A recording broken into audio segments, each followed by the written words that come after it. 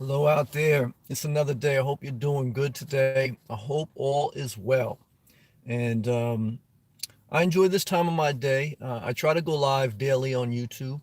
If I don't, it's every other day or something along those lines. But either way, for me, part of me being alive and being able to stay in a positive space is sharing. I enjoy sharing verbally, artistically through my Instagram. My Instagram is inspire, the word inspire, underscore the number 38. And I've always enjoyed sharing what's on my mind, my thoughts, whether they're about the simple life, whether about politics, whether about their life philosophy, um, uh, through my abundance, through my self care, through my lessons. Not that I'm always right, not that I have all the answers. No one does. But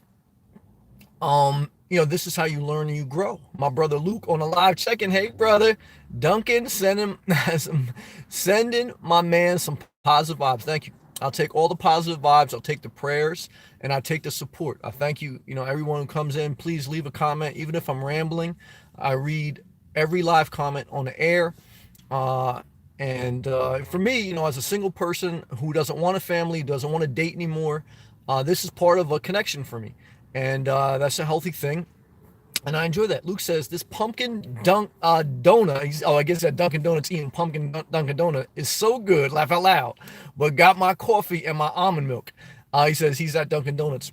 Yeah, sugar high will give you a spike and then you crash. But we all, I certainly have sugar during the course of the day, and we all have different vices. Someone said that yesterday on the live feed. And it's true. You know what I mean? Some people struggle with gambling. Some people struggle with food. Some people struggle with drugs. Some people struggle with unhealthy relationships. Everyone struggles with something. And that's the topic tonight that I wanted to talk about, is the healing process.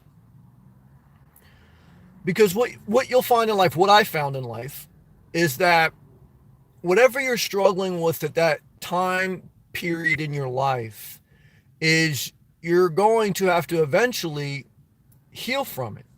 Because something that you're struggling with, you fail at, or you mess up and you get hurt, sometimes you have to bottom out. And bottoming out is an undefined mark. There's no one way to say, all right, now you've bottomed out. Um, it's a journey of self-discovery that kind of never ends, and there's different time periods in your life that you'll go through different struggles. Sometimes will be financial struggles, sometimes will be in relationships, and sometimes will be with food or drugs or something. Everyone's different. Not everyone will experience all these things. Some will experience others, and I'm just getting my front shade window cover out because my car is facing the west and the sun sets in the west, and so, or the earth rotates that in that manner. Actually, that's the real definition of it, but I want to cover that sunlight so you don't get huge glare. But bottoming out and separating yourself from what's hurting you is really the first step. And bottoming out kind of just means that you've had enough. It kind of means that you realize there's nothing else. You're not going to be able to make anything positive happen. You have anymore. You have no more hope in that situation. You have no more hope in that relationship. You have no more hope in that investment. That you're just totally given up. And until you get to that point, you really don't heal because you still feel like there may be a way to make this work. And and there may be. I mean, again, that's why, again, everyone has that individual place where they say, this isn't for me anymore. Maybe it once was for me, but I have to now separate myself from it because I have to heal and I have to grow. And I think the huge part of that is just there's a certain line that gets crossed that you realize there's no hope for this situation any longer for me. And now I have to do what I kind of maybe always knew I needed to do, but I wasn't ready to accept. I wasn't ready to accept. I wasn't ready to give this thing up. I wasn't ready to give cigarettes up. I wasn't ready to give this relationship up. I wasn't ready to give gambling up. There's something in your life that until you're ready to give it up, no one can make you, no one can force you. It doesn't matter. Everyone has their own timetable. And, that's a personal decision. I'm not here to tell you that you should do anything now. I'm just sharing that the healing process, when it really starts to take hold, is when you get to that place where you just say, look, this ain't it. And I accept it now. And now I have to move forward. Now I have to evolve. And it's kind of a numbing feeling. I think, in my life experience, I think more pain comes prior to bottoming out. Bottoming out is almost a relief, because what you'll find in life is many times prior to bottoming out, you put more pain into anticipating bottoming out than you did bottoming out, and you kind of were so furiously holding on to hope that it was hurting you. Sometimes when you hold on too tight, it hurts you. And eventually, when you realize that's it, it's almost a relief and a time to put closure to that situation, whatever that situation is, and begin to heal, grow, and move forward. Just moving, just putting one foot in front of the other, that's healing. I've done my job if I can keep moving. If I can keep moving myself and keep inspiring you to move, and put one foot in front of the other, that's how you go forward. I mean, that's healing. And then as you just keep plugging along, you find different things to inspire you again. It takes time, and there's no exact timetable. I've often thought about, from a relationship standpoint, how long does it take to heal? I think 3 years. I think 3 full years to make a recovery. I think 3 months no contact to get your wind back under you. And I think you can apply that to anything, whether it's a relationship, whether it's a financial thing. It takes a few years to fully heal after you've separated yourself from something. And it sucks because you think about it and it's an overwhelming task. Oh, 3 years I got to wait to. But what you got to do is, you just take it one day at a time. And, no matter what, you're at a point where you realize, well, this ain't it anyway, so I just got to keep moving.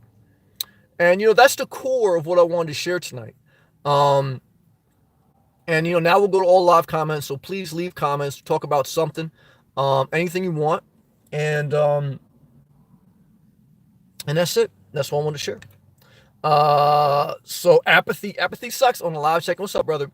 He says, hey, Sammy, I love the ramblings. Thank you, man. You really made me realize how self-care is essential to life. Thank you, brother.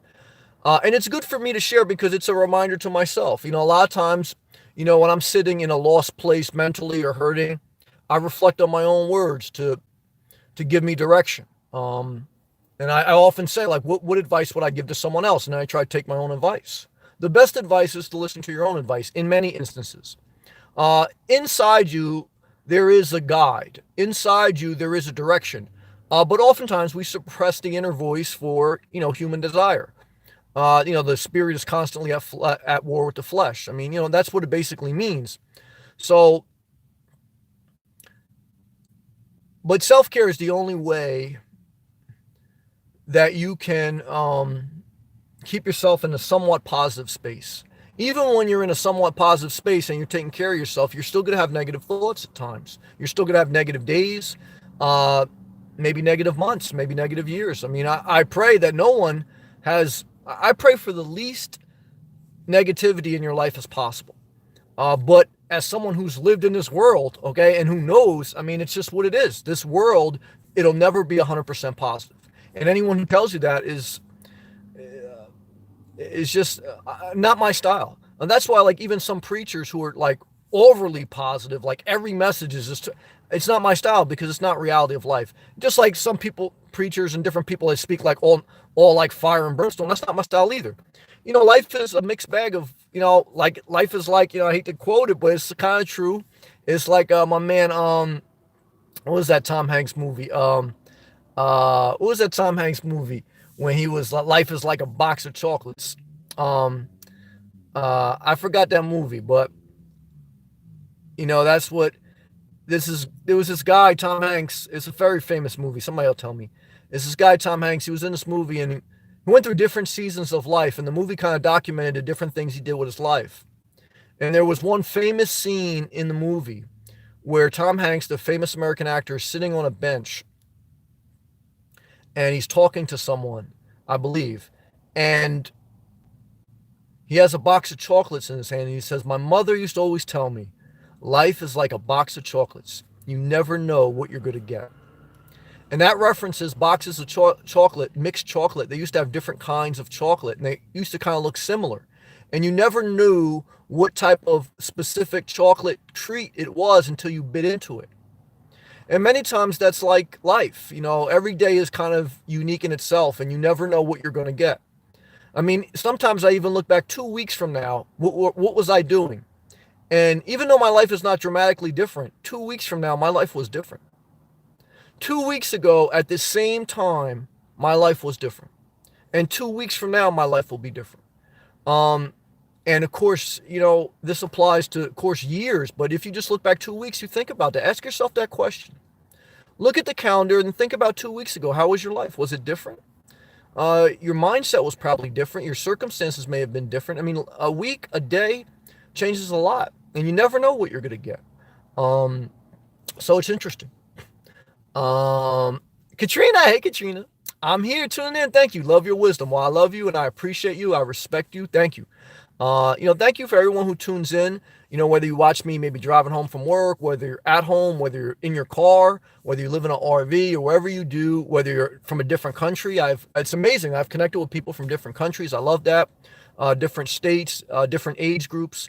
I appreciate everyone. Thank you. And do support the channel. You watch. Please, if you like the video, hit a thumbs up, share it. That helps my channel grow. The videos are for free. There's no manipulation. I speak directly. I don't try to manipulate people. I don't say, tune in for the next thing. I try to speak directly. And, only thing I ask in return is, try to support the channel with a thumbs up or a share. It just helps to grow in an algorithm. That's all. John Stuttles. Sam, I hope all is good in your world. Overall, it is. I'm thankful. And I want to try to be as positive as possible. Respect and truth, my friend. John Stuttle, same to you. I hope all is well in your world as well. That's the one thing I do thank God that he's given me, even though sometimes I get pissed and sometimes I really don't like certain people and the way they do things. Only by the grace of God, I really don't harbor any hate in my heart. I mean, I'll get fired up and I'll certainly get pissed, but I don't harbor any hate in my heart. And that's a gift. I can't even take credit for it like I'm this great person. That's the gift of God that he's given me. Because I see people that you could tell like hate consumes them, and you could just feel it in their energy, and you can feel it in their conversation. You don't feel it through like a political disagreement or through a disagreement of life. You just feel the energy of hate. And I feel that sometimes when I speak to people, and again, I don't look at myself like I'm superior than them. I just look at like, God gave me this gift. Maybe he gave them another different type of gift. But people who harbor and who harness that hate and they really live with it, it's a shame. Because then life really sucks. I mean, look, I'm an honest person. Like I say, I don't manipulate people on this channel. I tell you the truth. Look, life can suck sometimes. Even when you do everything by the textbook, I'm not going to lie to you. Life can suck. And sometimes I think parents are selfish for having more kids. I saw some lady walk into the store today in her 40s say, "Oh, I wish I could have 3 more kids." And she didn't look in any condition to have even another kid. And she wants kids because they're a bundle of joy. They're a bundle of joy because she's with life. But what about her, when her kids have to find their own joy? Maybe her kids won't find joy in this world. But sometimes people have kids just so they can have joy. Right? So that's what they call a child, a bundle of joy. Well, that means that you're bored and you need something else to bring you joy in life. But that kid's not asking to be born. You're forcing that child into this world. And I think you got to evaluate it. You got to think about that. If you're 30 or whatever you are and you need a child to bring you joy, then what are you basically forcing your child to do? When they're 30, they're going to have to do the same thing. And you know how hard it is to be a parent, to be a caretaker. And if you don't, and I don't want to say that too harshly, because I know there's a lot of people out there who have kids and stuff, but these are my thoughts. I'm sharing them. And, a lot of times I've dated MILFs or I've talked to senior citizens. And, many times, not that they regret their children, but they will really honestly admit how hard it really is to raise children, how much it took out of them. And again, not that they regret their children, but a serious undertask it is. And it's a little bit of a burden to live in this world. That's a blessing to live in this world. Life is, look, life is a blessing when it's going good. Let's be honest. When you're healthy and when things are going good financially, emotionally, you're happy. When you're suffering, you're not happy. And that's just the way life is. Should I lie? No. I mean, that's the way life is. I thank God for every good day. I try to make the most of every day. I try to be a light as best I can. And I try to be a positive influence in the world. That's all I can do. I've tried it in the world to take on every burden and try to cure every ill. You can't. So you just, you have to let certain stuff go. But you just try to do the best you can with what you have. Erica G. What's up, Erica? I don't usually comment. Well, I appreciate you being brave enough to comment because I've been on the opposite end of this. Like I use YouTube too. And I realize it takes courage and bravery to leave a comment. I mean, especially when I'm fired up because I know, sometimes I get a little wild, but thank you for being brave enough to leave a comment. So Erica G says, I don't usually comment. I just listen. But today I say hello. Thank you from Dallas, Texas. Love and respect to Texas. And I saw some flooding in Texas recently. So I hope that you're not part of that. I know Texas is a huge state, just like Florida, huge state. A lot of landmass. So there's different parts of Texas. But thank you for saying hello, Erica G. I hope everything's going well for you. Whether it's in a healing season of your life or whether it's just in a joyful season. I hope you're doing well. And I hope life continues to get better for you. Florida FL says, sending warm sunshine to you. Sun emoji, palm tree, and then the magical island emoji. Yeah, thank you. I was thinking about that. It was a little bit sunny today in New Jersey, but it was in the 50s, probably about 58 degrees Fahrenheit. Not too cold. The wind, because the wind wasn't too bad, but it was, at least the sun had me thinking about Florida. So I still plan, I believe, to go back down there this weekend. And I'll see my mom again. I may come back up Thanksgiving or Christmas. But I have to seize the moment in this life, too, where I have the flexibility with a remote position because, like I say, at any moment, things can change in life. So I want to take advantage of the opportunity that I have so that, I live because that's what I found, too. Like, when I take care of myself, I'm a better caretaker. And I'm a better, person to be around. When I don't, and when I suppress what I need to do for myself, then I'm not as happy. Because, like when I've been up here for the past 2 weeks, I've been very at ease. When like before I went down and when I was pressing to get down, there was a lot of anxiety and people can feel whatever mode you're in. One of the areas I failed, I know my dog was older in her life. I was working a lot at the job. I was doing a lot of risky things with investments. I was doing different, and I had too much pressure on me. And I remember, that was the season of my life too, where I was losing a lot of weight. So I was like totally changing my life. And I was putting a lot of energy into what I needed to do to really, because you got to put a lot of energy when you want to change your life. And I just didn't have any more patience to deal with my dog. And she was older and that's what she needed. And, it's tough. But that's, that will go down as one of the things. I never hurt my dog or anything, but, you don't have to hit someone to hurt them. And I think just by emotionally me not being there for my dog, I think that was hurtful. And that's, a lesson in caretaking. I've seen it where an older wife was taking care of a husband with dementia. And she really should have a caretaker involved. And but she doesn't want to engage a full-time caretaker. And the husband, he feels belittled because the wife is very angry when she's dealing with the husband because she's at her wit's end. She's got 2 dogs to take care of. She's got a house to take care of. And she's older herself. And she's got to take care of a guy with dementia. And what she should really do is she should get some help. There's no easy answer. Look, when someone's in that state, there's no easy answer. But I can feel the unhealthy energy when I'm around them because they're not taking care of themselves enough and they're trying to take care, and she's trying to take care of him. You're not a good caretaker when you don't take care of yourself. And that will come off. even if you don't physically abuse them, even if you don't even verbally abuse them. I mean, there's an emotional abuse when you're not taking care of yourself and you try to be a caretaker to others. That's my honest experience in life. And I thank God for, I remember watching, I think, a Larry King interview years ago, maybe even in the 90s or early 2000s. And there was this widow, it was a widower, a woman widower, I think in her 50s. And I forgot who it was, but her husband was very famous. And her husband suffered for a couple years before he passed. And after he passed, Larry King, he was a guy who used to interview people. He was interviewing this lady, and Larry King was he filed bankruptcy too at one time in his life. A lot of successful people filed bankruptcy. Either way, so Larry King's interviewing this widower and asking her about her dead husband and about life, and what she thought about her husband towards the end of his life and how he suffered.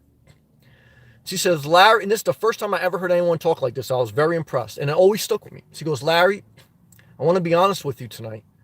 I know a lot of people will never share what I'm going to share, but I think it's helpful to be honest. And she goes, my husband suffered for like 2 to 3 years before he eventually passed away. And I was one of the main caretakers. And you ask me how I feel after my husband died, and if I'm going to be honest with you, I feel relief. Because I started to resent him at the end, having to give so much caretaking to him. And that's the honest emotion of a caretaker who watches someone suffer for a long enough period of time. Because it's draining emotionally, physically, and every other way. And you don't have to abuse that person. And you don't have, but it's the reality of a caretaker. And, I often reflect too on Mother Teresa's letters that she wrote right before she passed away. She became a very bitter woman who questioned her faith. I think part of that is getting old. I think the other part of that is she was a caretaker to a big extent of her life, and she never really got to enjoy her life to a certain extent, even though she did a lot of things that were out in the public light. And I think, and that's why you got to be very careful with faith or a mission statement or something like that you don't get so consumed with it that you forget to live your own life, because then you won't really be freely giving your gift. You'll be kind of giving your gift out of obligation. And I do believe you should share your gift. I do believe you're given your gift for a reason. But it's a delicate balance of burning yourself out and sparking a flame within others. So just be mindful of that. Luke says, yeah, man, that sun is bright in your car. I'm going to get that Florida tan. Yeah, I wish I got that Florida tan. I got the Jersey pale face mode, but it's all ice thesis. What is the number one place a nomad can't live without, if any? What is the number one place or number one thing? What is the number one place a nomad can't live without, if any? Well, I would think you meant the number one thing. So let me answer it like that, and if not, ask the question again. So what's the number one thing a nomad can't live without? Well, I did a video on the top 3 things I think you need if you live in your car. You could be a different type of nomad. You could be a nomad in an RV or car or van. I believe if you're going to be a nomad, someone with no permanent dwelling other than your vehicle or means of getting around, I believe if you live in a car or van, the top 3 things you need is, number one is window covers. Not just because of like how you just saw the sun came in my car to do a video, but at night when you sleep, you see all the windows around me. If I have window covers for everything, and it's completely dark in here. It's like being on the moon. It's like black. And that helps me, my body shut down. That helps me to get 6 to 8 hours of sleep per night.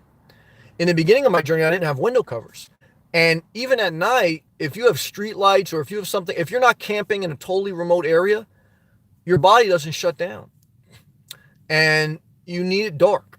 And even when I'm in campgrounds, I still put the window covers on because it blocks out any distraction that can come from these windows. I mean, you think about it, when you live in a house, which I lived in a condo for 15 years, most people who live in a house, they get ready to go to sleep, they close the blinds, they close the shades. Now, some people even wake up and they leave the shades closed when you're dealing with depression. I've seen that. But definitely that's number one. You need window covers. Number two is you need a gym membership. Gym membership is how you shower. It's how, hopefully too you can work out there, but mainly it's a shower facility. And Planet Fitness is what I use. It's all around the United States of America. I spend $21.39 a month. It's deducted out of my checking account. And everywhere I go, I have a clean, state-of-the-art shower with unlimited hot water, with clean bathroom facilities, free Wi-Fi, and it's great. So that's the best investment I've ever made. And number three, in my opinion, is up-to-date phone, a newer phone within the past 2 to 3 years, and a fully charged, and try to keep your battery charged, because your phone is your number one resource. Your phone is a Google's Maps. It's a MapQuest. In the old days when you didn't know how to get around, you would have to stop at a gas station and ask for directions. Now, as long as you have internet service, you can MapQuest anything.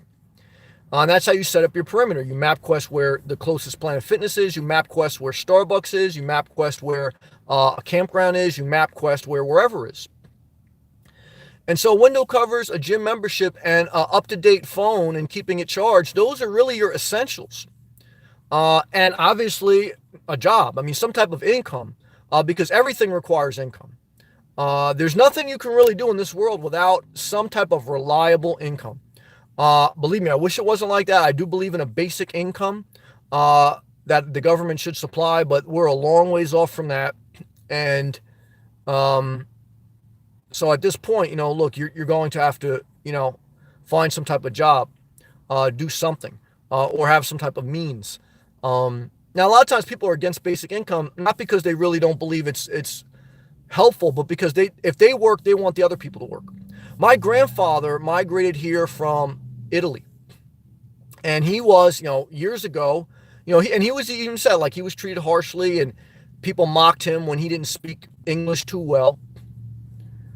And he was very upset, I remember, towards the end of his life, when ATM machines started to give the option that you can choose English or Spanish.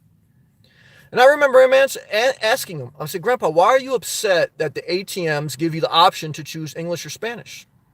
And he goes, well, that was never an option for me when I came here from Italy. Why should it be easier for the next generation, for other people? So he wasn't against the fact that this was actually beneficial to people and it made their life easier. He was just spiteful that if he didn't have it, why should someone else have it? And many times in life, the spiteful spirit, that's one of the most dangerous, unhealthy spirits. You should never associate with the spiteful. Never. I don't care if they're family members or whoever. Because the spiteful person, they have no good reason. They have no good character. Their decisions are based out of pure spite. And that's a bad character person. So I could certainly say, like, if you had a justified reason that why this wouldn't be beneficial to people and help many people, because again, most people are struggling financially. Most people, 70% of Americans live paycheck to paycheck, even though we live in the richest country. I think like 1% of society controls 90% of the wealth in America. And so if something would make things easy, such as a basic income, $4,000 a month, something like that, where,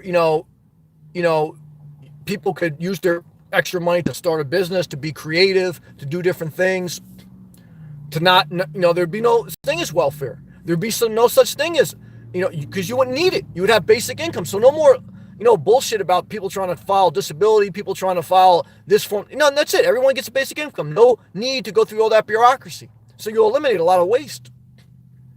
So why wouldn't you do it? Many people won't do it just because they had to work for 30 years. And they're on a pension, they're on Social Security, but they don't want somebody's life to be better. And many times, with a rigid spirit, that's what you face. Why wouldn't we change the American flag? Why wouldn't we put a pink stripe for women's rights, a black stripe for minorities' rights, a rainbow stripe for gay and lesbian rights, and update the American flag? Why wouldn't we do it? Strictly because of pride and tradition. Even though the American flag has a legacy of taking the country from the indigenous people, from the Native Americans, not honoring the Constitution for the first couple hundred years of our existence. So why wouldn't you evolve that flag, and why wouldn't you modify it? And then in the middle of the flag, put all hands coming together in unity. Because, even when they eliminated the Confederate flag in America, there were still schools being segregated. There was still segregation. There was still lack of equal rights for women and for minorities. Even when the Confederate flag was gone, okay, when the Civil War was over and the North won, there was still oppression under the current American flag. So why wouldn't you evolve that to show growth and unity and evolution? And put a yellow stripe for immigration. The Statue of Liberty, I was reading a quote today because as I make this live video, there's people from the masses trying to gain their way into America. And go look at American history. Go look at the Statue of Liberty. It was given to us as a beacon of what we stand for. Okay. And on that quote, okay, and I've been to the Statue of Liberty. If you go to New Jersey City in New Jersey, you can take a ferry and you can visit it. It's an island right off New Jersey, in between New Jersey and New York. Ellis Island, okay, where my family members came from and migrated over here. Ellis Island is now a museum. It's not an immigration hub. And so on that Statue of Liberty, it basically says, give me your poor, give me your masses in hurdles. Anyone yearning for freedom, bring them to me. Now, certainly you need laws and regulations. But certainly a president who has married multiple women who are immigrants. And how do you think they got their immigration papers? You think if Melania Trump was fat, ugly, and didn't know a rich, powerful man, you think she would have got her papers as easily? Come on, don't be delusionary. Don't be delusionary. Okay.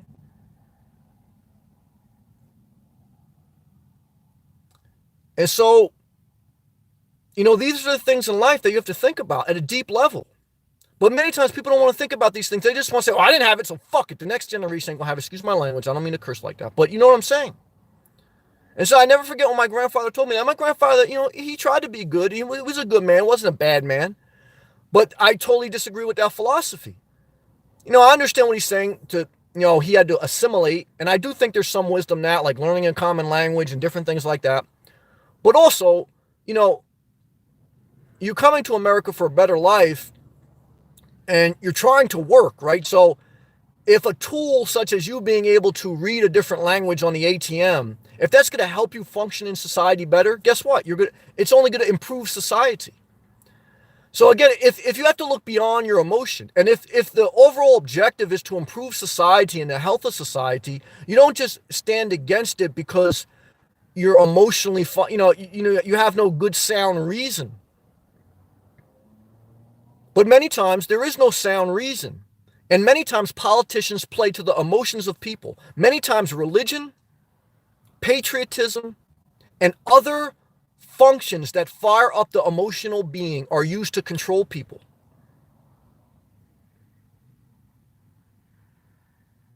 And so you have to be mindful of these things. Luke, definitely agree. Love your message of self-care. And letting go of people that don't celebrate you. That's key. Not easy. And I am in a sense of this message. I so agree. Well, Luke, you, the ICE thesis, a lot of people here, I have a lot of hope for you both. You're leaders. And I'm blessed to have come across you in my life. ICE thesis. Do you shower in the morning or night or both? Well, I don't do both. Now, when I'm in Florida, sometimes I do both. Because in the summer, every morning I have to shower because I wake up in the summer, even with my fan, I'm a pool of sweat. So every morning, in the summer in Florida, I have to take a shower, or else I just feel too sticky. Sometimes I do it in the evening as well. So in a mild climate, again, I've traveled through various climates. I've traveled up and down the entire east coast of the United States of America. So I've experienced every extreme climate as far as extreme cold. I've slept in my car in below zero, and I've slept in my car on summer days when it's been 100 degrees plus. And so some of that is dictated by the weather and the conditions that you're in. When you're in very hot conditions and you wake up sweaty, you're going to have to take a shower in the morning and sometimes at evening to cool off so you have like that cool feeling. When I'm in a mild climate, when it's in the 50s during the day like it is now in New Jersey, and it's in like the 30s at night, Usually what I do is I'll take a shower. Like the past few days, I took in a shower every other day in the morning. And that's the honest truth. Um, so that plays a big part of it. Ice thesis. If you were placed as the head of a public schools in America, what would you change and add? The number one thing I would change is the length of the classroom. I would no longer make classrooms 45 minutes long. Every class is a 20-minute class. People have a max 15-minute window where you're going to get a message across, max. Okay? Think about the people that come into this live chat. Very few stay the whole time, and very few are listening intently the whole time. They may have me in the background, or they may pop in, they pop out. I understand the human. I was the same way. I'm very much a self-teacher, and so, but I can't stand to sit in a classroom for 45 minutes. I'd be aggravated out of my mind.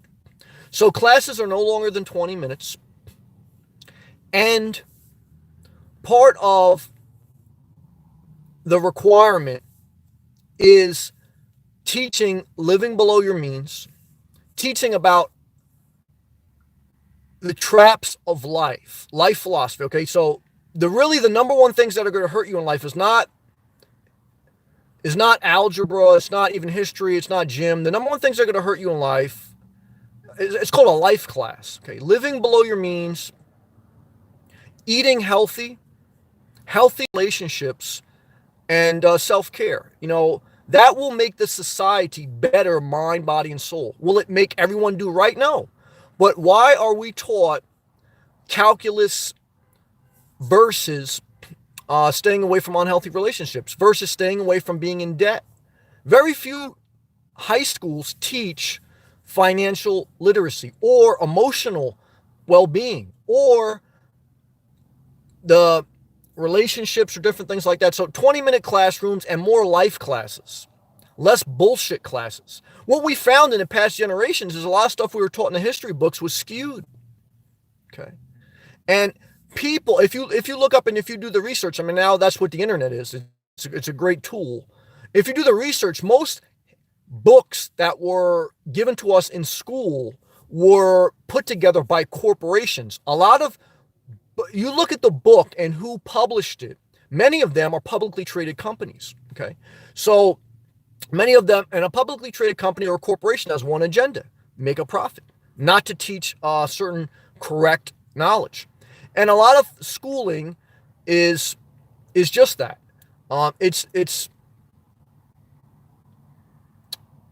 It's high school teachers, and I know a lot of them. They're great teachers. They're great people, but they're struggling themselves in life. Maybe with too much burden with the children, too much burden financially. And they could have used those self classes, those life classes, and they could have used shorter classes. I think 6 hours total should be the longest school is, but school is daycare. Why is school daycare? The current public school system, all it is to keep your kids busy while you work. And the only reason you got both parents working is because, we're in a capitalist society. But both parents should have the right to work, and both parents should work because it's healthy for them, men and women. But what has happened in society, is that public schools are just daycare, just to keep people busy while their parents work. And their parents are working because they got houses too big. Look at how houses are built today in America. Houses are built way too big. Why are they built too big? To maximize profit. And the minute you buy a too big house, it's the minute you're caught in a rat race and you never get out.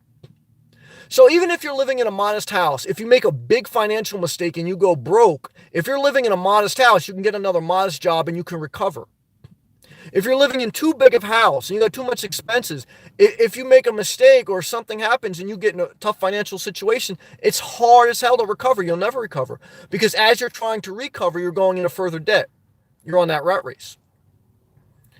And so society is kind of geared up because society now is run strictly by corporations, not by politicians, by corporations.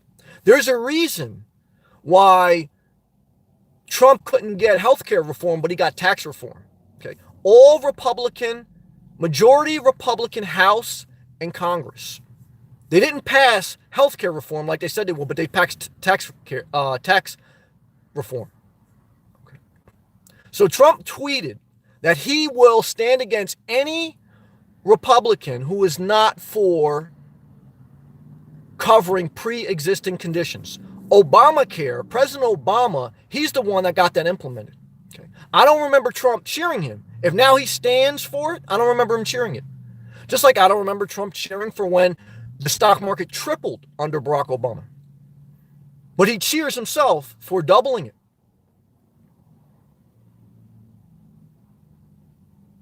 Healthcare, medical bills are the number one cause of bankruptcy in America. Is healthcare right? I think it is. What's the definition of a privilege? Privilege, the definition of privilege, look it up. I looked it up today. It's that special or only certain people are entitled to this thing. That's basically it. Google the definition of privilege. So is education only an entitlement for a certain few that have immunity? Is healthcare an entitlement only for a certain few that have immunity? Or is it a right? I think it's a right. I think it's a human society right. That if you're part of this society, of this community, you have a certain standard of living. You have a certain right to live well.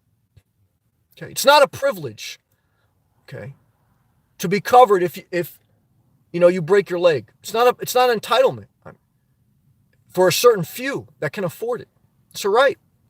As a community, as a society,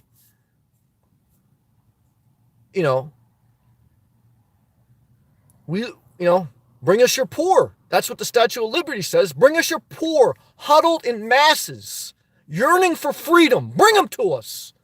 It doesn't say build a fucking wall and privatize healthcare.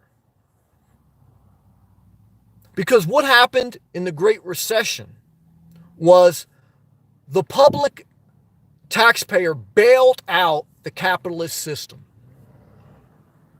And in return, they extended unemployment for 3 months, and then they said, fuck you.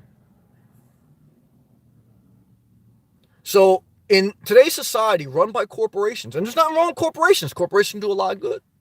But if they go uncontrolled, what you have is society that's against each other for spite. For spite. Okay. Because what's the First Amendment? The right to speak up against your government, to protest, and to have no religion. That's your First Amendment right under the Constitution. Why? What was one of the reasons that Trump won? A protest of the American flag. That was one of the reasons Trump won. It has nothing to do with Russia. I guarantee you. Most people out of spite, because someone used their First Amendment right, out of spite, they said, fuck that. You're going to stand. I see people wearing shirts that say, we stand for the flag. Well, I guess they don't stand for the First Amendment in the Constitution that gives you the right to protest your government and to not have anything forced on you, including religion. That's interesting. Is that taught in school? Or in the beginning of school, do you have to stand for the Pledge of Allegiance? Remember how that was taught in school for years? Then go back and look a little bit further. In school, it was taught to women that when your husband comes home, okay, when you become a wife, you're to greet him with a martini and not speak to him for the first half hour. So there was a lot of things that one time was taught in school. There was a lot of things that once were. And you have to be mindful of what you want to be in the future, because you control, to a certain extent, you control the seeds for the future. Now, sometimes you see the seeds, sometimes you don't. But society does get eventually better if you do your part. You're not going to solve every problem, but you do your part. And if you look at through the context of history, that's hopefully where we're at. I mean, I look back and I'm encouraged, because I look back at a couple hundred years ago and where the human society is today, and specifically America, we're in a better place. But how did it get better? By people not being bullied to shut up. Because you got to be very careful with a bully. Okay? Because if you disagree with them, they outshout you. They outpower you. And so, don't let anyone bully you. I mean, I remember like being in school, I never tried to be a super tough guy, but I remember when I started standing up for myself, I started standing up to bullies. I remember very vividly. I don't know what it was in sixth and seventh grade. There was one kid, and at that time I was very shy, very shy. There was one kid that was like a couple years older than me. He kept bullying me. And all I remember was one day I had enough. And I spit in his fucking face and hit him. Now, I'm not saying that's the answer. But I'm saying, like, I tried to ignore him. I tried to go different routes in the school. I couldn't. He would bully me. And so, eventually you have to stand up to a bully. Now, I'm not recommending violence, and I'm not saying I got in trouble for it. But at some point, you can't be bullied by people. Whether it's a philosophy, whether it's a thought, or, physical intimidation, you have the right to self-protection. I didn't go out and seek violence. I didn't go out and seek anything. I was just trying to exist, right? But this is part of life. This is part of my experience. Alexis, been away for a week. Well, love to you. Good to see you. Happy to be back. Good to have you back. I pray peace of mind and less anxieties to you. Alexis, peace of mind and less anxieties to you. That's my prayer for you. And love to you. Hope you are doing well, Sammy. Stay warm. Thank you. I appreciate that. Apathy. I think people are becoming more afraid to talk to one another because they don't want to offend one another. I think that's true. Not sure when people get so fragile, but it's real. Self-care routines helps. Well, I think that's true to an extent. I think social media is in an evolutionary stage. I think when social media originally started, a lot of people were caught off guard about how people felt politically, religiously, and everything else. Because before social media, you would just see somebody in school or at work, and you would never know how they really feel, because at school and at work, it's not a time to blast your feelings. It's a time to do work or to do school. And so when you have somebody who's friends with you on social media, you're sharing your thoughts, you're sharing your life, you're sharing a level of intimacy. And so that was very overwhelming to a lot of people, including me. And so then you realize, look, I don't vibe with this person. This person is talking about politics I don't like, about this I don't like. And so at a certain point, you say, look, we got nothing in common. And, but once you get past that point, which I think we're at now, then I think you realize, and that's what people do. A lot of people just unfollow, unblock, unsubscribe. And that's what life is. Or you just take it all with a grain of salt. Then you're able to evolve past it and grow. And I think that's where we're at in society. For the most part, I think there's always going to be exceptions, but I think that's where it's at. Jarquan, what's up, man? Glad to see you doing strong. Thank you. I appreciate that. Love and respect back to you. Apathy. Forrest Gump. Yeah, that was the movie. Thank you. I appreciate that. Rattling it down. Forrest Gump. Thank you, Katrina. Rattling it down. Florida. Thank you. Forrest Gump. Jarquan. Life is like. And then he says, a bowl of cherries. My mom always said, okay. I don't know what that means. Laugh out loud. Yeah, I don't know what that means either, but I'm not mad at that. Gotta show some love to your mom. T-Dot. Hey, T-Dot. Thank you, T-Dot, for hanging in there. I know it's not easy, and I appreciate that, and it's love and respect. T-Dot. Hello, everyone. Hello to you. There is a saying, when babies are born, they warm the heart. When they grow up, they break the heart. That's an interesting quote, T-Dot. I've never heard that one. Thank you. That's very interesting. It is amazing. I think about what I put my mom through at times. I mean, I'm sure when I was born, there was a certain level of joy. I mean, I'm sure in my teenage years, I know I caused her some heartache. When your child can start to talk back to you and start to disobey you, and they will, that can be heartbreaking.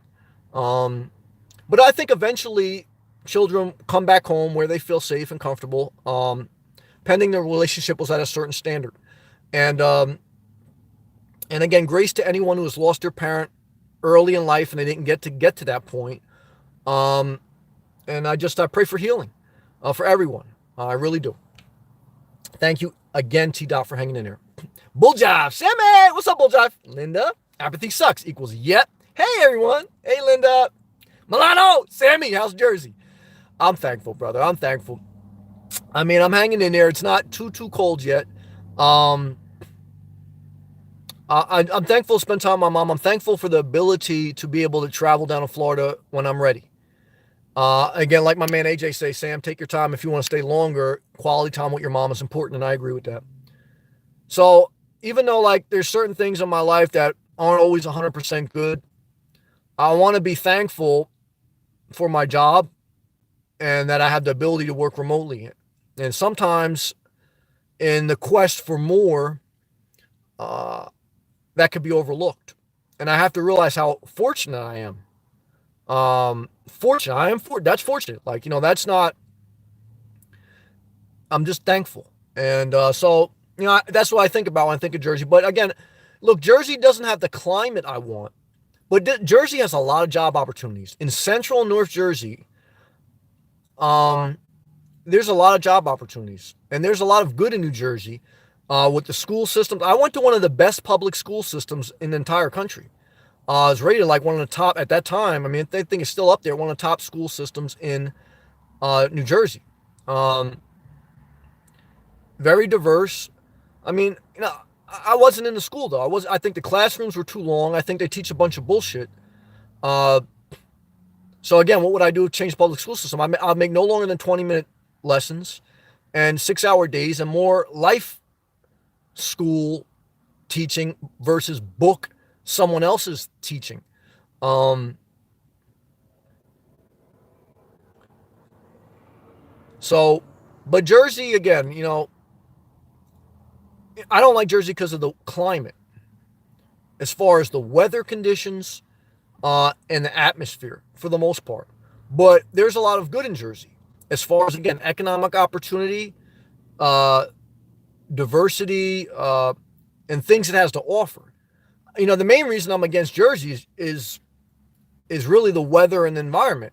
Um, my main reason for Florida is the weather, the environment, and Florida is very much southern New Jersey as far as characteristics. Florida is a little bit of a melting pot.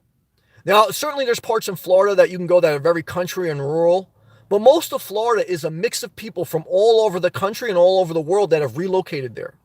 And there's some people that were originally there, and there's some people that, like my man Cheesy McStuffins, who's Native American, he's part of the indigenous people. If you look through Florida, there's a lot of historical references to the Native American people that were a mainstay in that land.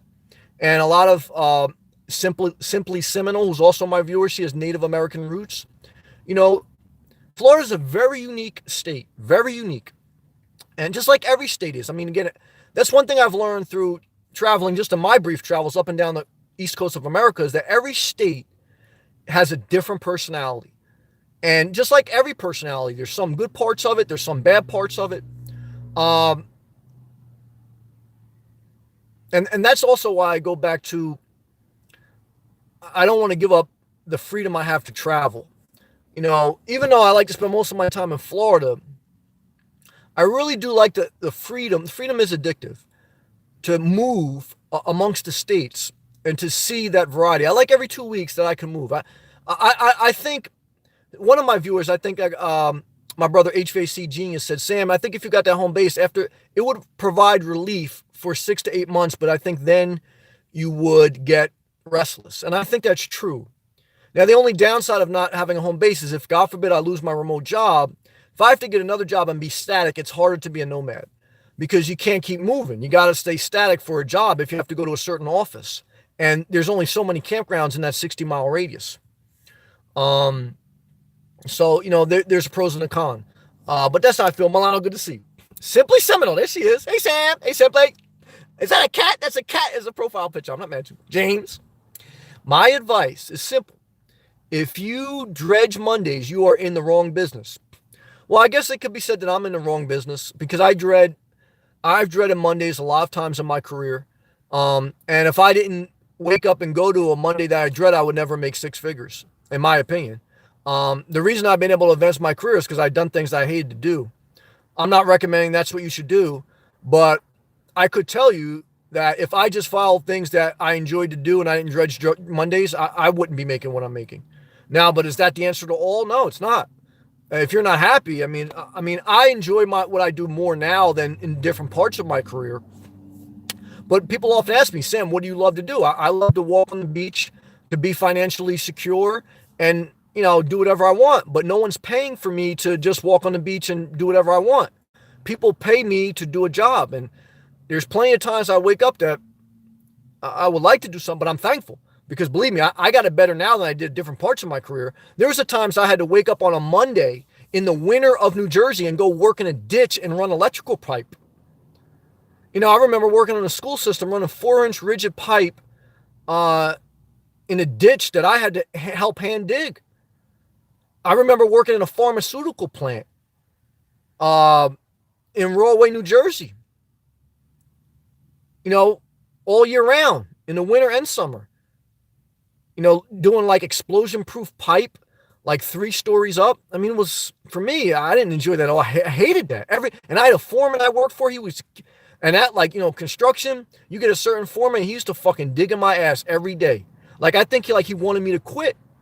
And I was determined not to quit because I know at that time too, I was still an apprentice. And I was like, he ain't gonna fuck up my career. But it took every bit the grace of God for me to get through that job. I wanted to throw up every morning because I had a foreman that used to fucking try to get me.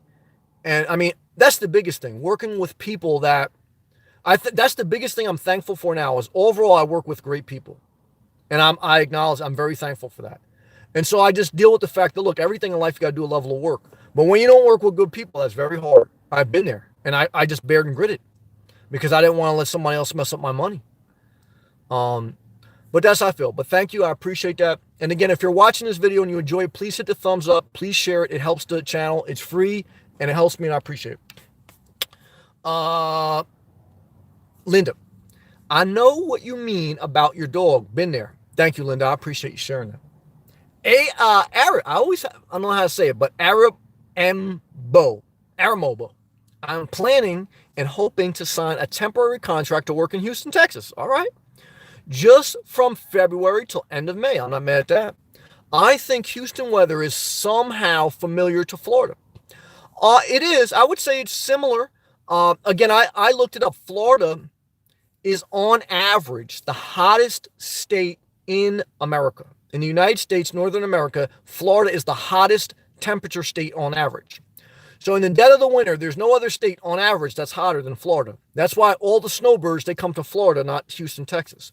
But some people wouldn't enjoy it that hot and humid, even though there's not too much humidity in the winter. But Houston is a southern state close to the Houston, not a state, but it's a southern city. It's in the southern state, close to the equator, has a warmer climate, certainly than up north. And it certainly has a lot of job opportunities. What I can tell you is Texas, in certain areas in Texas have been growing. And there are a lot of economic opportunities. Kat, hey Sam, you're on early today. Yep, because I'm going to go spend some time with my mom. It seems. Hope all's well. Thank you, Kat. Simply seminal. My dad resented my mom. Resentment is a powerful thing, man. You got to be very careful. Thank you for sharing. Patri, hey, Patri Olson. Love that your live chats are early recently. Thank you. I'm asleep by 8:30. I'm not mad at that. Me too. Not 8:30, but about 10:30. So I usually miss the lives. Always appreciate you though. I appreciate you as well. I appreciate everyone. Guys, this is like a level of therapy for me, a level of connection that I appreciate, that I take serious. Again, I try not to abuse.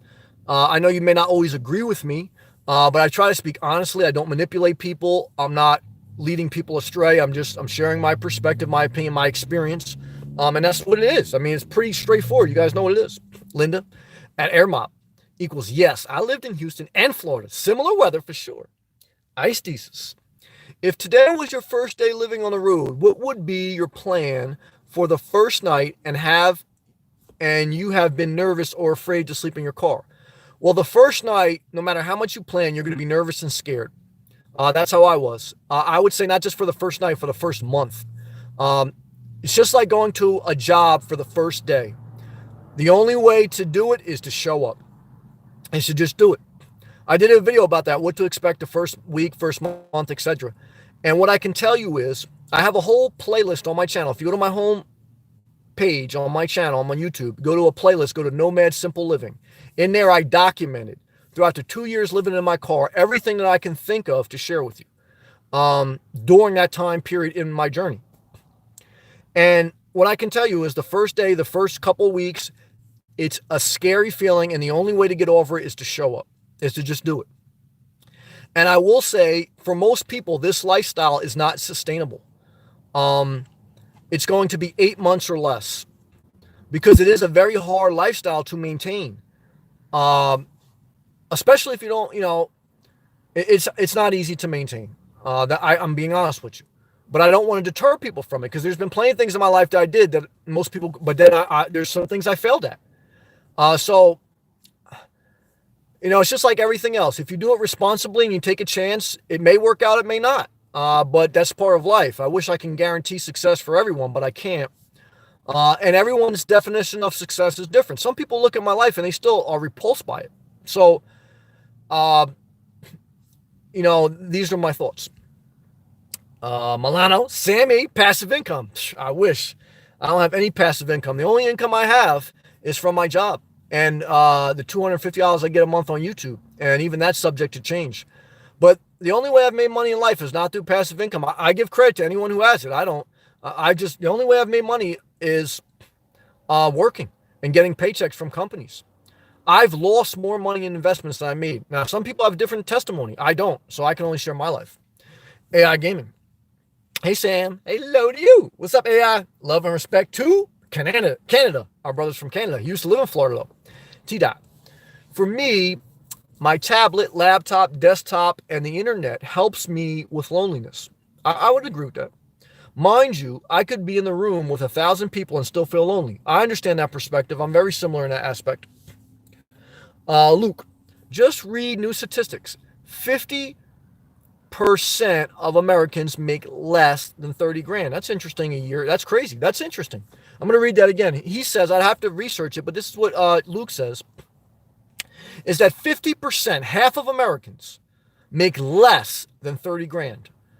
That's pretty much in poverty. Now, if you live simple, you may be able to get by with that, but just by yourself, that's hard. T-Dot. People need to rise up and ask their elected officials for more. Go to vote.org, vote and get involved. Because who runs the homeowners association? The drunk retired lawyer. And he's going to tell you about your bylaws. Who runs the country? You look and you decide. Okay. Did the person who run the country, did they institute pre-existing conditions are covered, or was that another president? Okay. You look at the history. So does that matter to you? If it doesn't matter to you, don't worry about it. If you don't care about that, but when you don't vote, someone else does. And just like a homeowners association, you know who usually gets involved? People who fucking shouldn't be too involved. Okay. And you know who doesn't get involved? People who are good people just don't want to get involved. That's the reality of life. So be mindful of that. Okay. Vote.org. Register.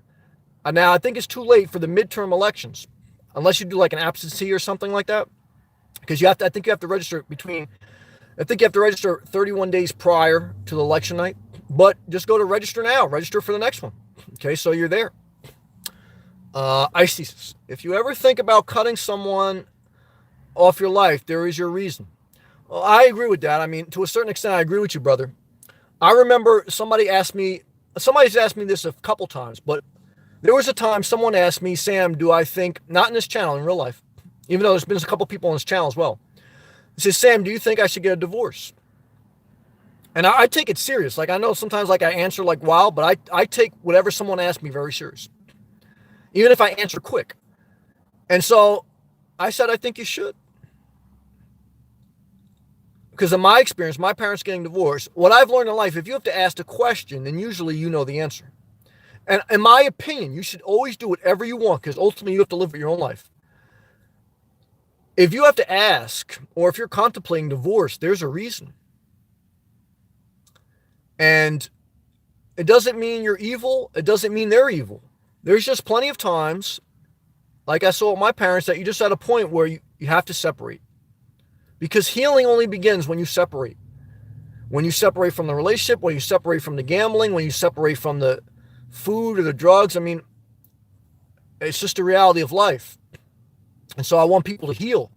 You can't heal while you're still hurting. It's the truth. So I pray the best for everyone. Luke, and prices continue to rise for housing, food, and entertainment. Yeah, I mean, look, the free market, how the free market capitalism system works is they will push it to the limit until it can't be pushed. That's how capitalism works.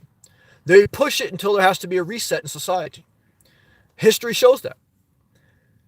So the only way you have to buck the status quo as far as how you live, to a certain extent. Try to always live below your means. I mean, it'll give you the best protection possible.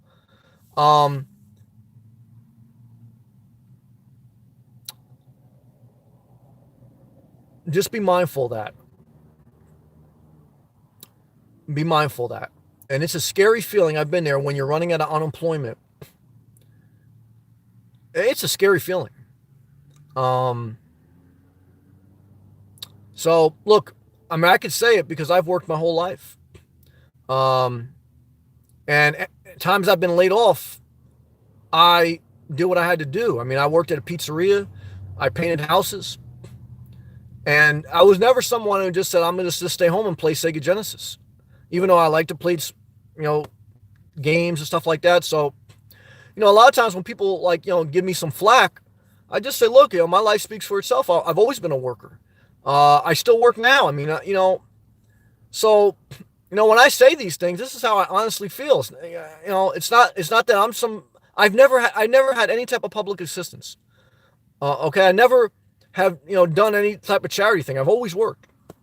So for me, this is, I practice what I preach.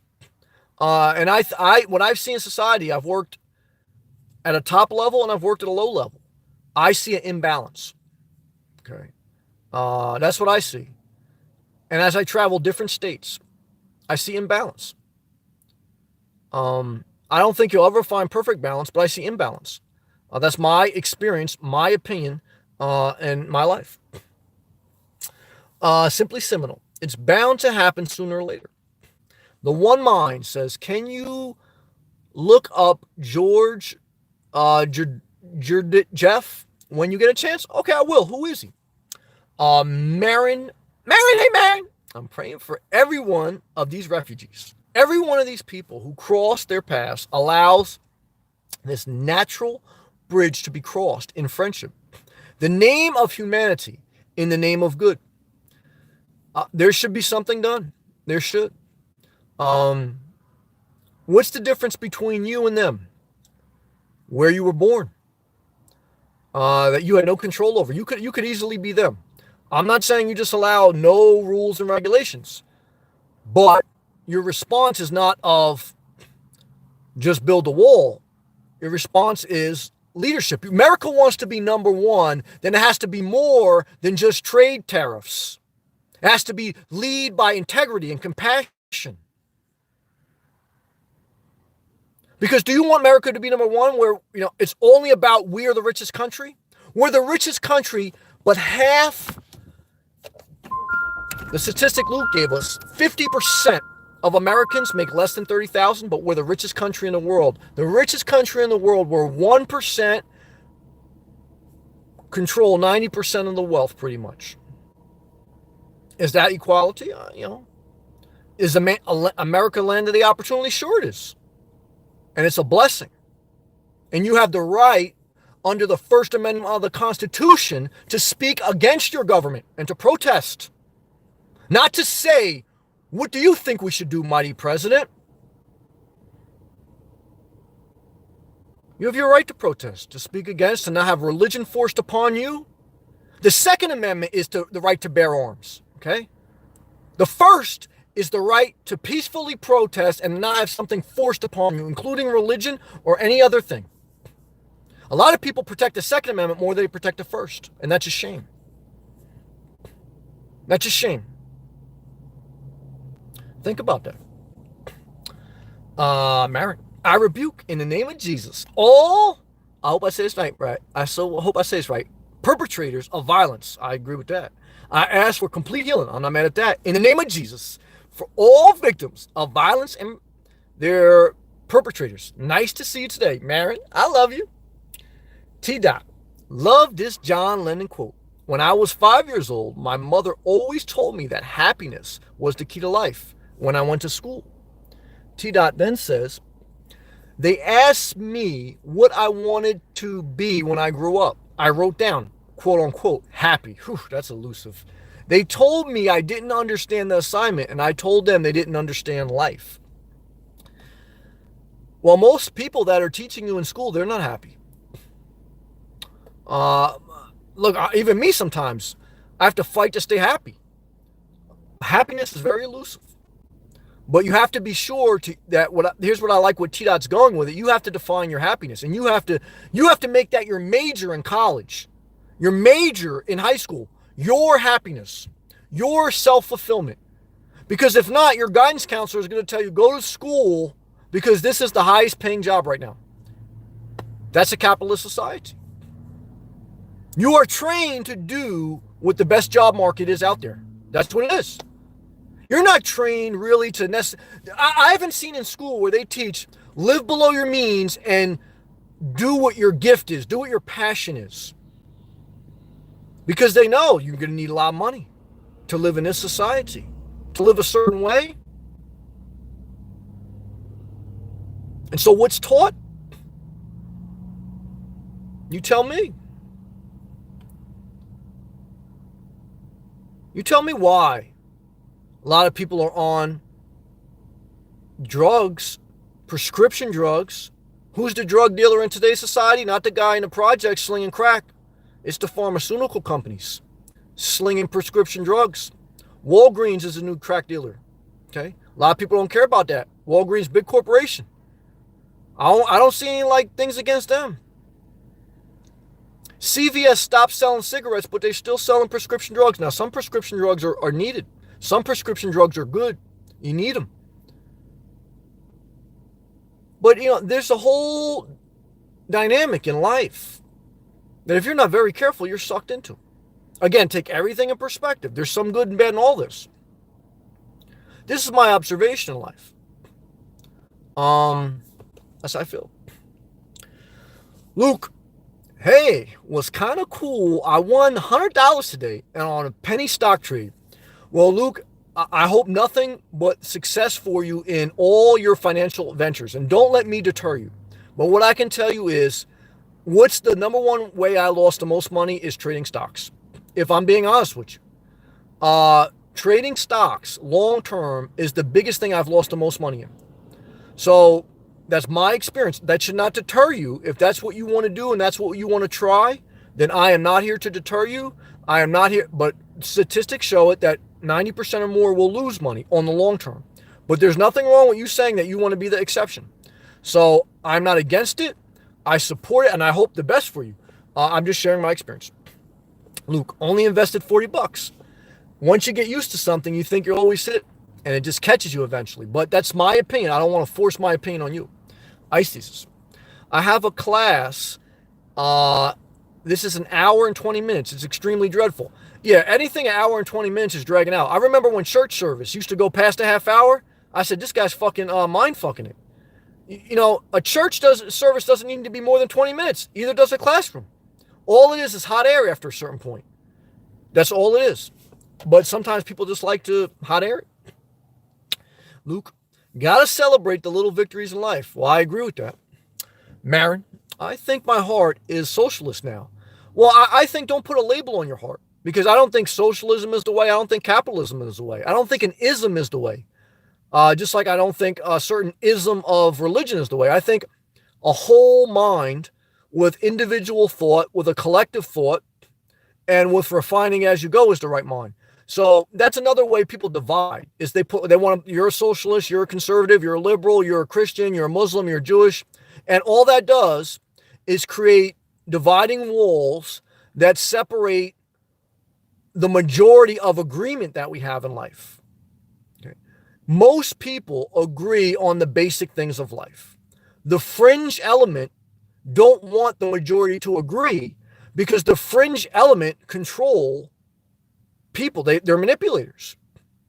And they use different things, whether religion, patriotism, politics, they use those things to control the masses.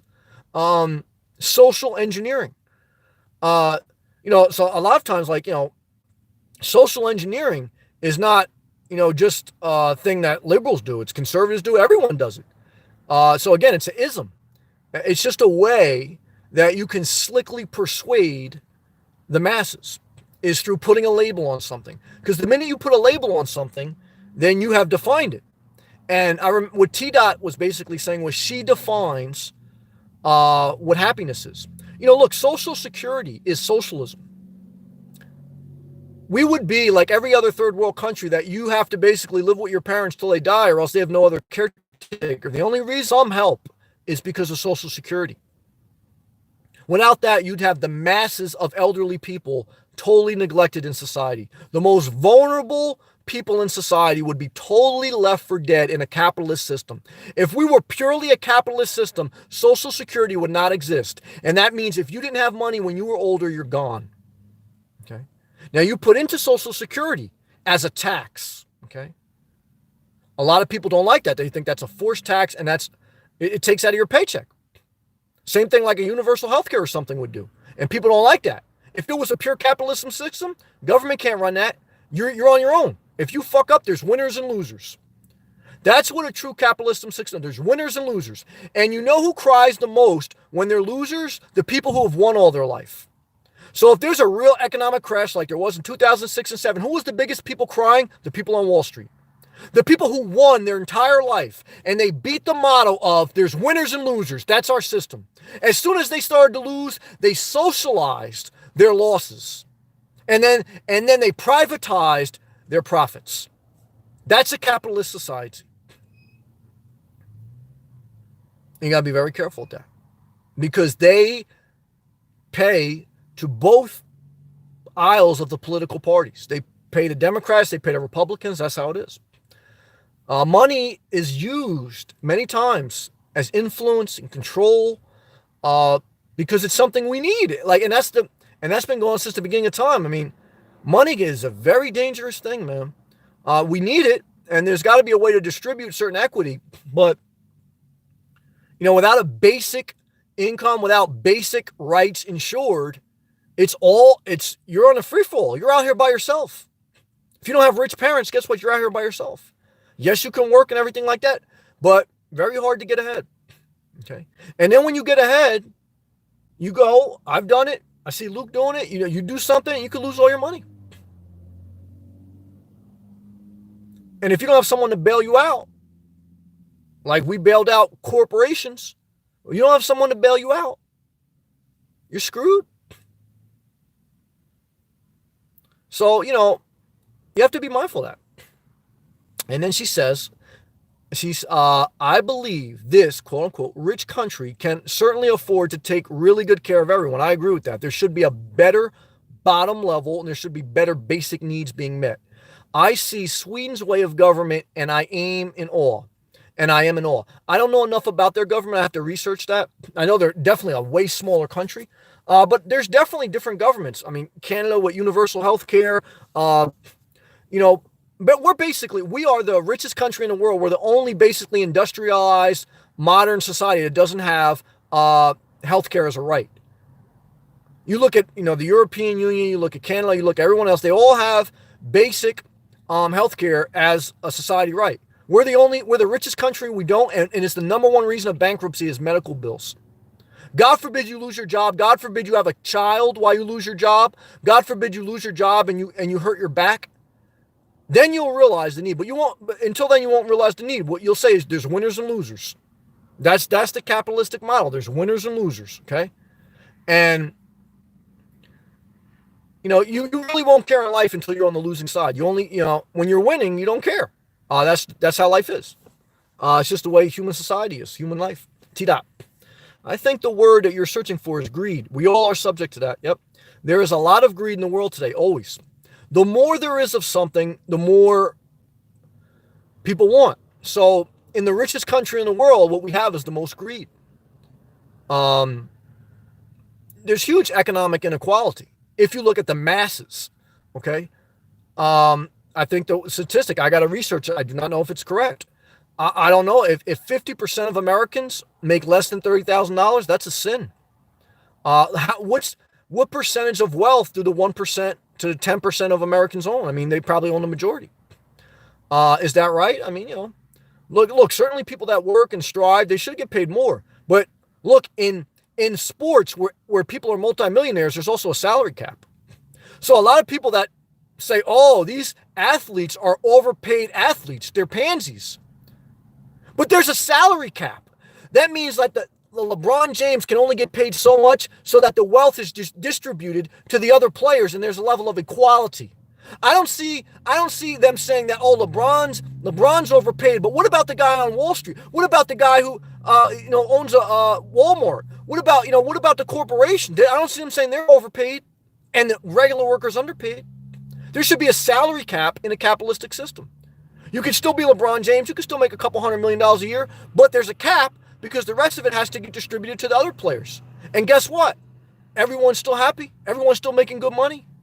But if you ever want to see a tiger fight, try to take its meat from them. If you ever want to see a wild animal attack you, try to take their food. Even if that wild animal is full and there's a lot of meat to be eaten, that wild animal will not take good to any other animal that comes up to him and tries to take that meat. Even though he has plentiful meat in front of him, and even though the tiger may be full, if another animal comes up and tries to take his meat, he'll attack him. That's part of what's embedded in the human society. You got to be very careful.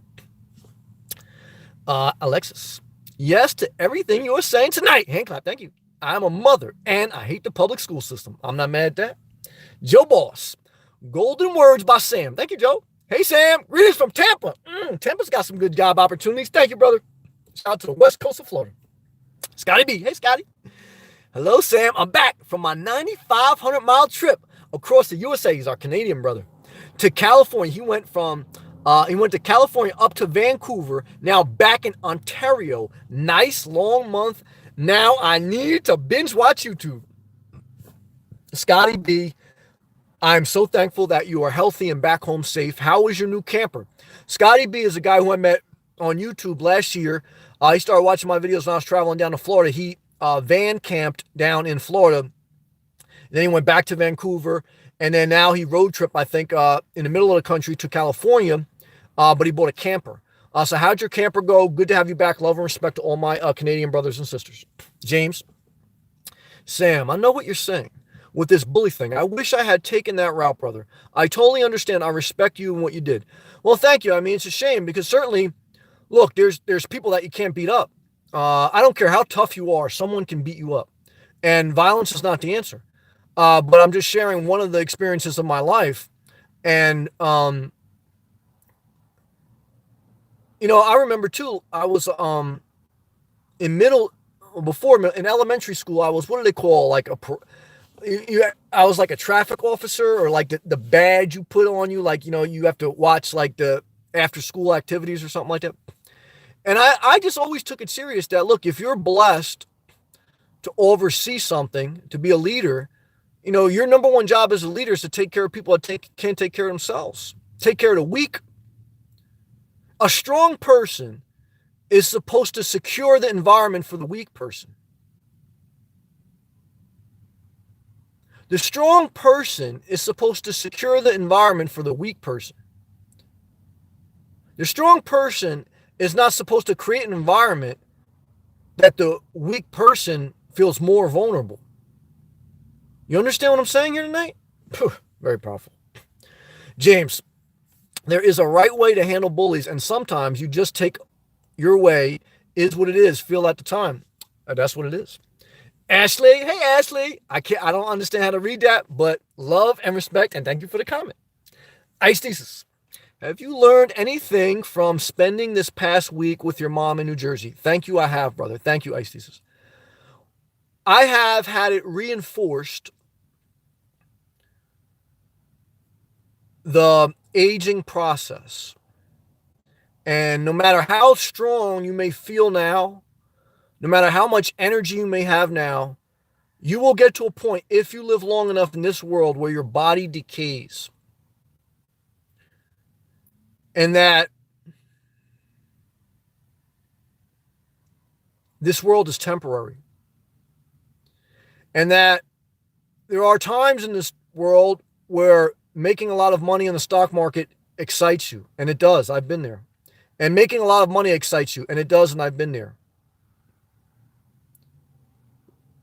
But there's something magical about being in the presence of someone you love. Because the day may come where you lose money. The day may come where you're not winning in this world standards. And the only thing you want to do is go home to mommy. That sounds soft and corny, but that's true. When you're at your lowest point in life, in your mind, even if you don't say it verbally, what you want to say is, I want to go home to my mom. And, I've been blessed with a good mom. I know everyone hasn't. So I have to say that, obviously, there's a level of exception. But, I realize the moment I'm in, I realize it won't last forever. And I value it. And I have this life lesson reinforced as I continue on my journey. And I know 2 years from now, I'll do a live feed and my life will be at a completely different place. And I realize the saying is true, that time is like a river. You can never touch the same spot twice. And you have to be mindful of, in this world, that you don't wait till you're rich enough to buy your mom a house to visit her. You understand what I'm saying? You don't wait till everything is perfect that you do certain things. Because if you wait for everything to be perfect, you'll never do anything in this world. You'll never. I don't care if it's start a business. I don't care if it's visit your mom. I don't care if it's move to a different state. If you wait for everything to be perfect, you'll never do anything. Certainly there's better times than others, but you have to seize the moment of your life. Because this moment, like every other moment, will pass. And we think we're so special now, but generations from now will be a loose memory. Just like generations ago, they're a loose memory to where we're at now. Once in a while, a quote is thrown in our face from generations ago, but do we really feel what they felt? No, I mean, everything fades. And, you have to be mindful of this world and what this world is without getting caught in a mindset of sadness, but live with urgency and prioritize. And, you know what I'm saying? And so, this is what my thoughts are. AI gaming. One of the worst things about Florida is the job situation. Well, to a certain extent, that's true. Job pay scale is lower. There are job opportunities in Florida. I want to be clear. The main industry is the healthcare industry, and there is some technology industry, and there's some tourism. Tourism is a huge part.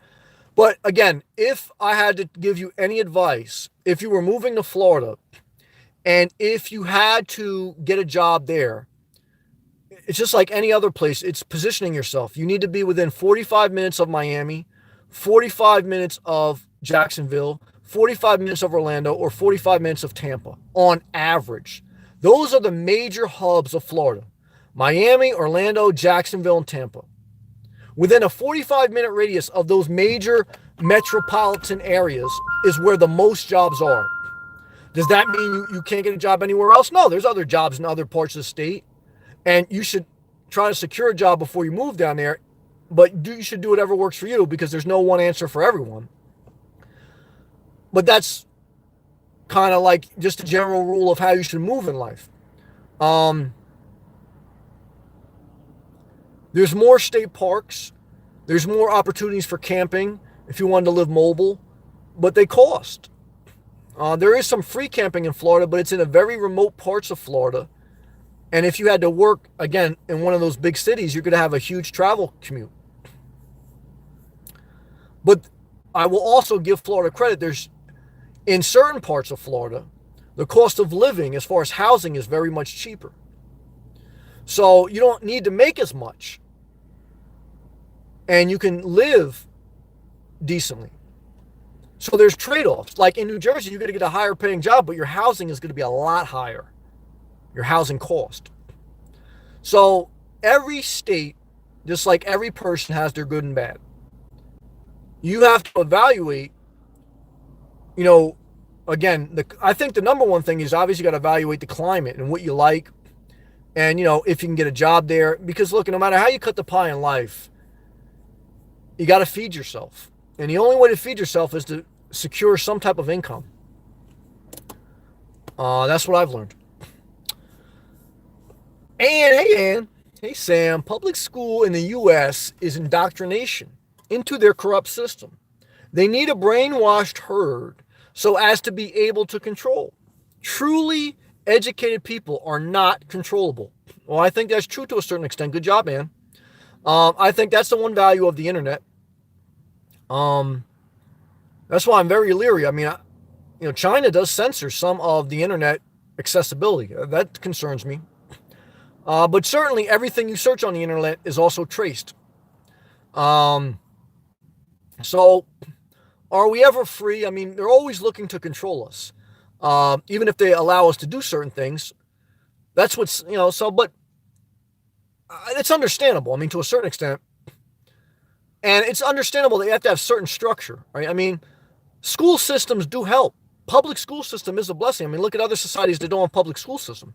So I don't want to bash public schools. I don't want to bash teachers, because I know plenty of great teachers. I know plenty of great public schools.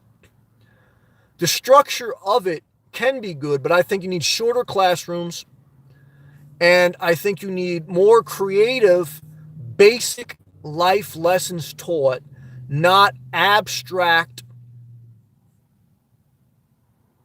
textbook, answer key things, standardized test things taught. Because you're going to find in life is not a standardized test. If life was a standardized test, we'd all have a standardized income. We don't. Life in this society right now is winners and losers. It's not standard. Winners and losers. And you got to figure out, what you need to do to put yourself in a position to somewhat win. And school is just a game to be played. But no matter how, even if you would change society, there's always going to be a game of life. And I would be disingenuous to you if I got up here on my high horse tonight and I told you that, look, if you change certain things in the government or society, life wouldn't still be a game. As long as humans are involved, there's always going to be a game to be played. Dating is a game, okay? You think about dating, you think about people and human nature, everything's a little bit of a game. And so is it right? No, I'm really not into games, but I understand enough about life that, I mean, look, I play the game to a certain extent. I mean, this is my private, personal time, right? There's times, where I'm working, I play the game. I don't cause problems, as long as I don't see an injustice or like a real immoral thing going on, I'm playing the game. Some things are smoke and mirrors. I would be disingenuous to tell you to buck everything. Don't buck everything, because you're never going to survive. You have to play the game a little bit, including in school. So I would be disingenuous to you to say, look, I know I did what I had to do to graduate high school. I did what I had to do 5 years after high school to get a trades degree. I did what I did after that to get my electrical license so I could have my own business. I played the game. I hated it, but I played the game. And so, I'm not going to sit here and tell you to fuck school, fuck this, and just don't do whatever you want. Think for yourself. You got to play the game a little bit. And that's the reality of life. And that's what I feel. Simply seminal. Thanks for the shout out, Sam. I got love for you. Simply, do the undoable work with the unworkable. Not easy. T-Dot, you missed my post above. I'm sorry. Rich house, poor house. I'm sorry. I missed that, T-Dot. Your comments are good. Please repost that if I missed. I'm sorry. Eric, 1978. Living in the car takes major balls. I'm not a man. No, look, it doesn't take major balls. It's just something I want to do for me. Certain things, sometimes people are forced into it. So it takes major balls to own a house. which I did also. It takes major balls to do anything in life. So I'm not a bigger man than anyone else.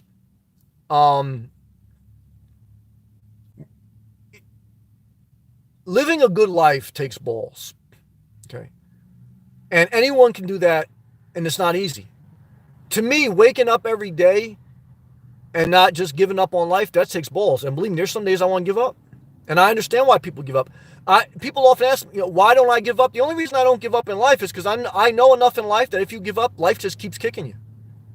So what would be my number one piece of advice for somebody who just can't stop self-medicating and sleeping? I understand your pain. I don't judge you. All I can say is what I've learned in life is the more you give up, the more the world will kick you while you're down. And I think it's a disgrace that they do that. And I think, how does the world kick people that give up? They don't give them it. There's no basic health care. There's no basic income. You just get fucked. And even though you're hurting mentally, even though you're hurting physically, they just lump you all in like you're a lazy scumbag, and that's it. And that's why I speak up, because I work. I do it. I don't take any assistance. I've never taken any assistance. And so what I can tell you is that's not the case. There are lazy people. I know lazy people that make great money. So, you understand what I'm saying? Like, that's the other thing. Like, just because you make a lot of money don't mean you're not lazy. I know plenty of people that are making great money. They're lazy. They know how to play the game. Or they've had some privilege. So, this is what I've seen in life. And this is my life experience.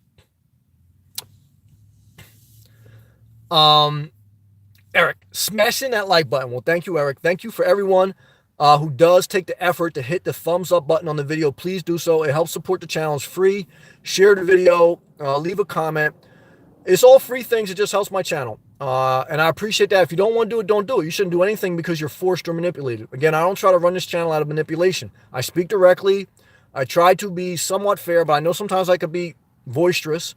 But I mean, look, if you watch the channel, even if you don't like it, I'm pretty straightforward. I'm not trying to manipulate or get something. I'm pretty straightforward. So it is what it is. Simply. She says, I make $35,000 a year and can't afford a car payment. I understand that. Rent and bills, totally understand that. Let alone funny money, totally understand that. That's why I'm going back to school for bachelor's. I totally understand that. I do. And my heart, as you say that, my heart feels for you, breaks. I've been there. And I even now, when I get scared, kind of what keeps me living so simple is I'm scared. Because I know exactly what Simply Seminole is saying. I've been there. I'm so scared. I understand exactly what she says. Because even though I make great money, I know tomorrow, and I've been there, where you get laid off. And you go from making whatever to zero. And there is no guarantee you'll get another job within a few months. Even if you have a great resume. Hopefully you would.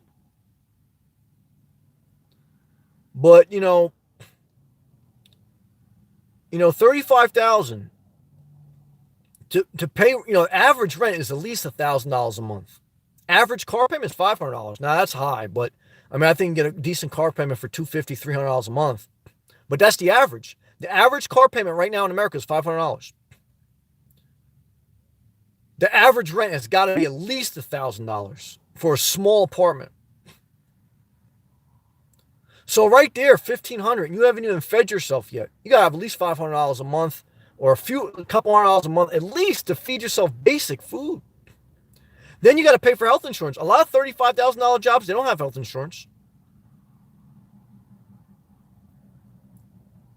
And then you got to save for retirement. And then if you didn't have Social Security,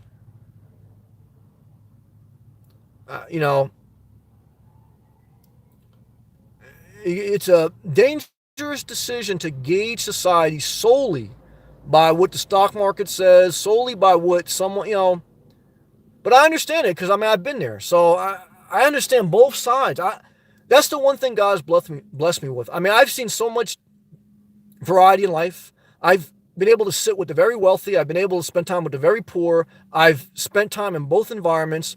I spent time in corporate America. I spent time in minimum wage. And when you're in one world, the other, you don't understand the other world. And it's the lack of a bridge that people never see because you're in one world and you just, even, you're not necessarily evil. It's just you're in this world of either wealth or poverty or whatever, and you just don't see the other world. You don't see that perspective. You just see your reality. And and sometimes I assume that people have experienced what I've experienced and seen all the difference, and most people haven't. And there's people that have seen way more than me, but I have been blessed where I've got to see a lot of different things in life and spend times with a lot of different type of people, a lot of different economic status, and it's interesting. It's very interesting because it's totally different worlds out there within the same world, within the same country. There's totally different worlds, and you don't realize it until you go through it, and it's amazing. Janice. Hey, Sam, shopping and listening. Well, good to have you with us, Janice. We love you. Happy shopping to you. Snow Dog. God bless you, Sammy. God bless you also, brother. Thank you, Snow Dog. And we definitely need to make this country more equal. I agree with that. It is despicable how unequal it is. I agree with that. There's a huge imbalance in society, in my opinion. I agree with that. Snow Dog. I had to choose either Trump, Magna, Live, or Sammy, MTF and fly.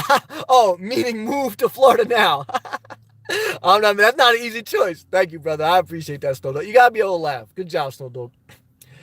Desert Bay Tan. Stay warm, Sammy. Thank you. I appreciate that. Not too cold yet in Florida. Not too cold in New Jersey. I know it ain't cold in Florida. But I did look. It's a little bit cooler in Florida. But like I said, I get down to the 30s tonight. Not too bad. It doesn't get too cold to sleep in your car until you get down to the teens. Okay? Once you get down to, and that's going to happen in January and February, and sometimes into March. If you're in a northern state, and obviously specifically New Jersey, January, February, and some of March are going to be your toughest times. There's no way around it. You got to get a sleeping bag, get it rated for, I think, the lowest they rate them for is like 25 degrees and below, or it's 25-degree bag or something like that. I bought one for like $50 at Walmart. And you got to layer up. It's not easy. But, it's, again, it's all, is it something you want to do? If it's not something you want to do, if you're forced into this lifestyle, then there's other programs out there. Look, I've worked with programs that, for the homeless or for different people. And then, I'm not going to lie to you too, though. I mean, look, a lot of that shit sucks. But if you don't want this lifestyle, then you have to start to take decisions to do something else. And to get in some type of program and to help yourself. Because, again, do I think, there's things out there to help people, but for the most part, this world just keeps stomping anyone who's down. So you have to be very mindful of just do what you need to do and just take it one step at a time. Woohoo! Hey, Sam. What's up, brother? Woohoo! How was your day, Sam? It was all right. It had highs and lows, but I have a closure of just putting the past behind me and going forward. Anything good happened today? I guess the best part of my day is I'm healthy. I want to be thankful for that. I have a job. I want to be thankful for that. And I'll go see my mom. I want to be thankful for that. That's the best part of my day. Luke, when you hit the gym, do you have any routine or workout plan you do? Not anymore at this stage of my life. At 38, I used to when I was younger. At 38, I just try to do about 15 to 20 minutes worth of free weights. One day I do chest and biceps. The other day I do shoulder and biceps. I don't do any type of routine. I'm not like an extreme workout guy. I don't do legs. I don't do abs. I'm past all that point. I just do a light routine to make me feel solid based on what I like. So I'm not one of those people that have like that type of regiment. Because for me, it's just about maintaining weight loss, maintaining my weight, current weight. I'm not trying to be ripped. I'm not getting into fight mode. I was once at that point in my life, but for me, it's very basic, just a light workout, get my blood flowing, get my heart rate up, and that's it. Alice, cool. Thank you, Alice. Good to see you. Thank you for the comment today, too. Luke, I definitely agree on the investments. Back when I had my former job, I did well in sales. I invest 5 grand in Bitcoin stock and lost my ass. That's okay. So for now, I tread very carefully. I understand. I've been there. You know, I got my ass handed to me in certain investments. Then I treaded lightly. Then I got more comfortable. Then I went back in heavy. Then I got my ass handed to me. And then eventually I just said, it's not worth it.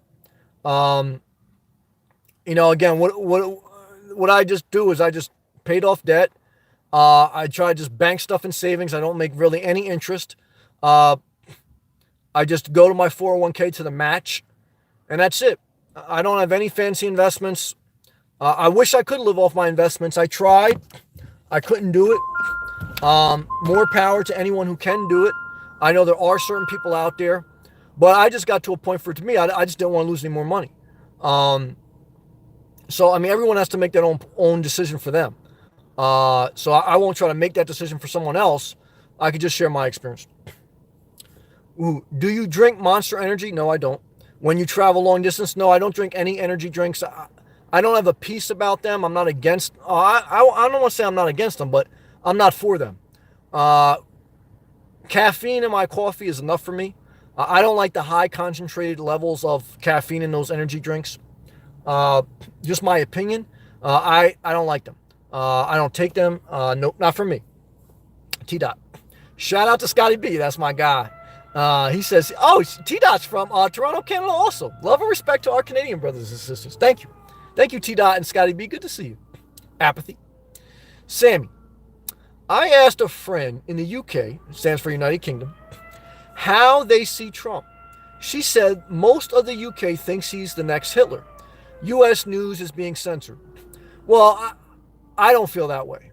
I don't like when people compare different political people to Hitler. They did the same thing to Obama.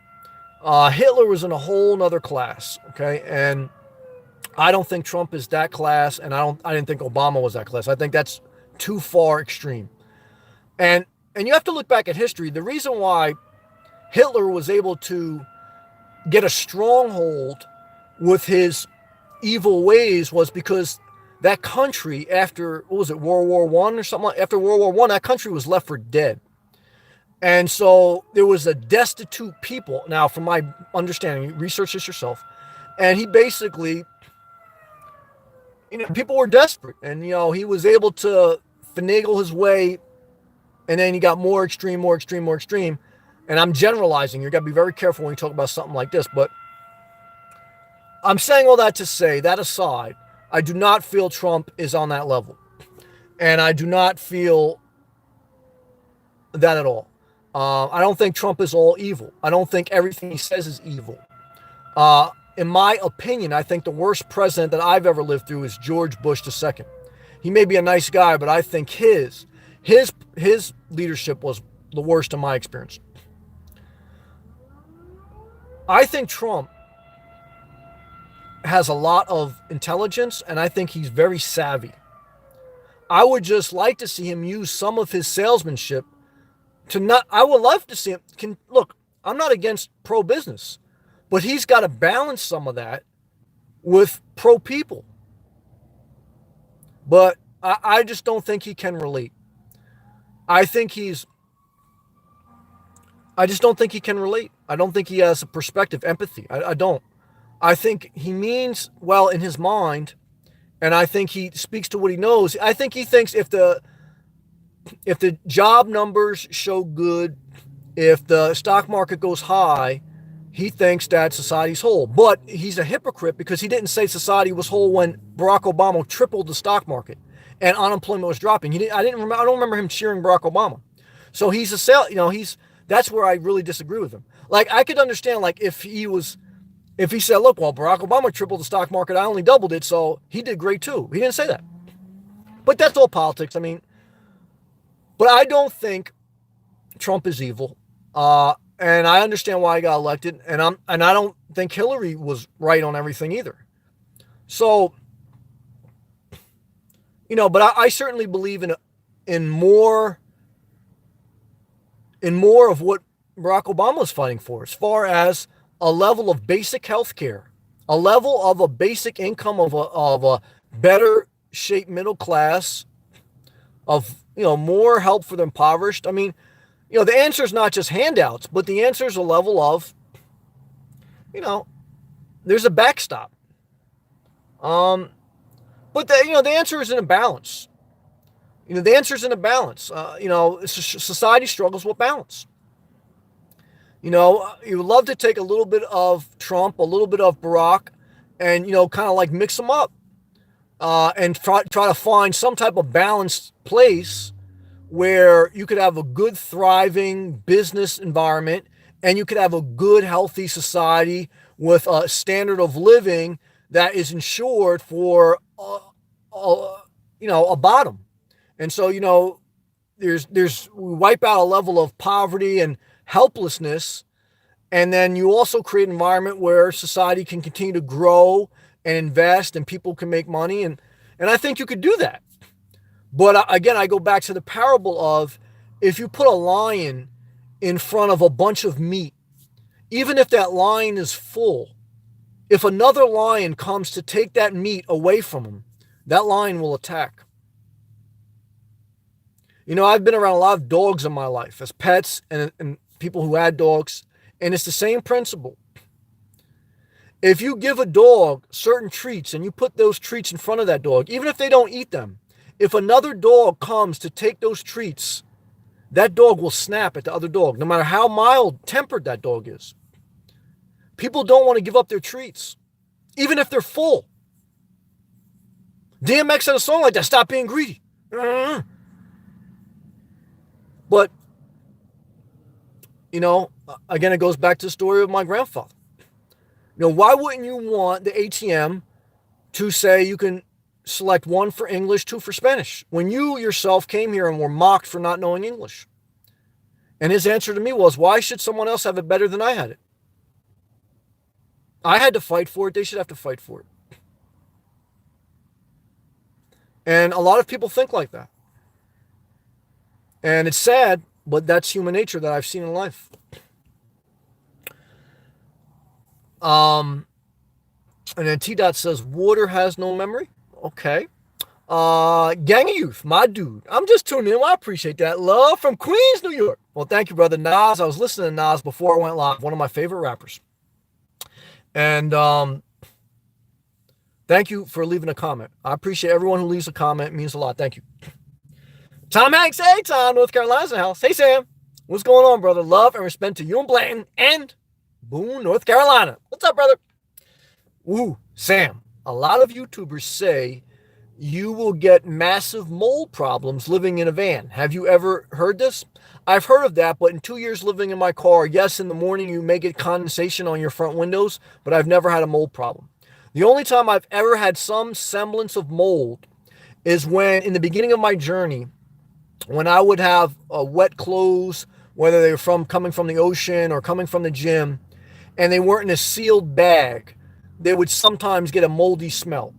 So what I've learned is, for my dirty clothes, until I take them to the laundromat, I bought a separate gym bag that I put all my dirty clothes in, a completely sealed, zipped up gym bag. I don't put them in a plastic bag. I don't put them in any type of breathable bag. It's a completely sealed, separate bag. So in my real life experience, guys, I don't have a problem with that, and that's what I would tell you.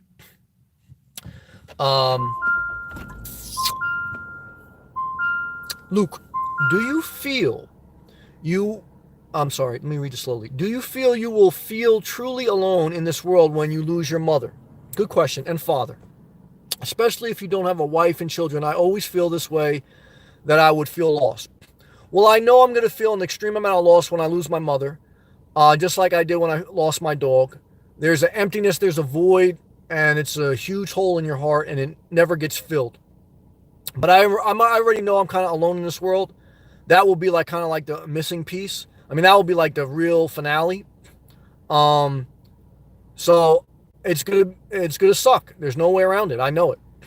But I know what life is. I'm not delusional. I'm an optimist, but I'm a realist. So all I can do is spend quality time, continue to build my own life, take my own time for myself, and I just got to take life one day at a time. But I know it. Yeah, I know it's coming. and it's what life is. I'm not, again, I understand what life is. Like, sometimes when people tell me like someone did something crazy or someone had a mental breakdown or something happened, like, Sam, don't you think that's crazy? I don't think anything's crazy. I understand this world. So, and it's a little bit of a gift and a curse. Like, God has given me a tremendous amount of insight to see certain things, but like it's also like shocking to know certain things, right? So they often say like ignorance is bliss, meaning like sometimes the less you know, the better you are. And so sometimes the more you know, like the more like you could struggle mentally because like you're conscious of what's around you. But I've learned over time through maturity that I just don't hold on too tight. I just got to take life one day at a time. I got to let go, and I got to do the best I can to keep myself in a good place. That's all I can do, and I got to just pray that God, gives me grace. That's all I can do, and that's all you can do, and that's how I live my life. And the U.S. has been censoring the internet gangbusters since 2016. After the masses saw them steal the primary election right in front of their eyes. Well, yeah, I mean, that cuts both ways. I mean, I know like Alex Jones and different people, they got censored, but he was another very smart guy. I enjoyed watching him, but sometimes he was just playing the game to get more viewers. And it's sad. But yeah, I mean, it's on both sides of the aisle. There's censorship. There's no way around that. But look, I mean, stealing election. Look, Al Gore really won the election in 2000. He had more popular votes. Hillary Clinton really won the election. She had more popular votes. If we were in a real democracy, the majority vote would matter, but we have an electoral system. Now, I understand the electoral system is part of the system, and it's put there for a reason as a counterbalance, but the electoral map is drew up through politics, and it's all a game. But I look back at the two closest elections, and I think how our country would be different if Al Gore got in instead of George W. Bush II, and if Hillary Clinton got in instead of Trump. Now, I know some people who are very conservative, they say, oh, I couldn't imagine it. Well, to me, again, George Bush was the worst president I ever lived through. So even though Al Gore had his, believe me, he was a hypocrite in some areas too, believe me. In my opinion, I think he would have did better than George Bush. And in my opinion, people disagree. I still think, even though Hillary, I know she was a scam artist too, I still think she would have did better, in my opinion. Now, that's why I voted for her than Trump. But I understand there's certain value that Trump has. And there's certain things that he's better at than Hillary. But again, this is my opinion. My opinion is the majority of America. The majority of America voted for Hillary Clinton, not Donald Trump. The majority of America voted for Al Gore, not George Bush. That's the facts. Okay? The facts are the majority of America voted for Hillary Clinton. The majority of America voted for Al Gore. The facts are they lost on a technicality. So it's like two fighters. One fighter won, but the other fighter won on a technicality. And that's how you play the game. Everything in life is a little bit of a game. Never forget it. Luke, I feel that way in some ways. Now when I lose my real father, and my mother is influenced now by my stepdad, so I also don't have deep relationships at all with them. Said I live 15 minutes from them and see them little. Well, thank you for sharing, Luke. I don't know how old you are, and I went through different seasons where I didn't talk to my father, and then I talked to him again, and I stopped talking. And then I stopped talking to him. My mother, not so much. I mean, even though I went through, of course, ups and downs with my mom at times, I kind of always kept a relationship with her because she was always overall very unconditionally loving. And I appreciate that about her. I've been blessed with a good mom. I know everyone has it. So, again, everyone has their own unique circumstance. All I can say is when you're in limbo, what should you do? Work on yourself. When you're in limbo, what should you do? Work on yourself. As you work on yourself, you will be able to have better relationships. Don't try to force relationships and neglect working on yourself. Sophie, hey Sophie. You say a lot of smart things. Thank you, but I still make dumb decisions at times. I'm not perfect. Thank you. We would almost be soulmates, except both of us don't want to commit. That's true. That's a good point. That made me laugh. You're so right. Uh, that's so true. That made me laugh. Good job, Sophie. Apathy. You become an adult orphan when you lose both your parents. It's very rough. That's the reality of life, and everyone goes through that.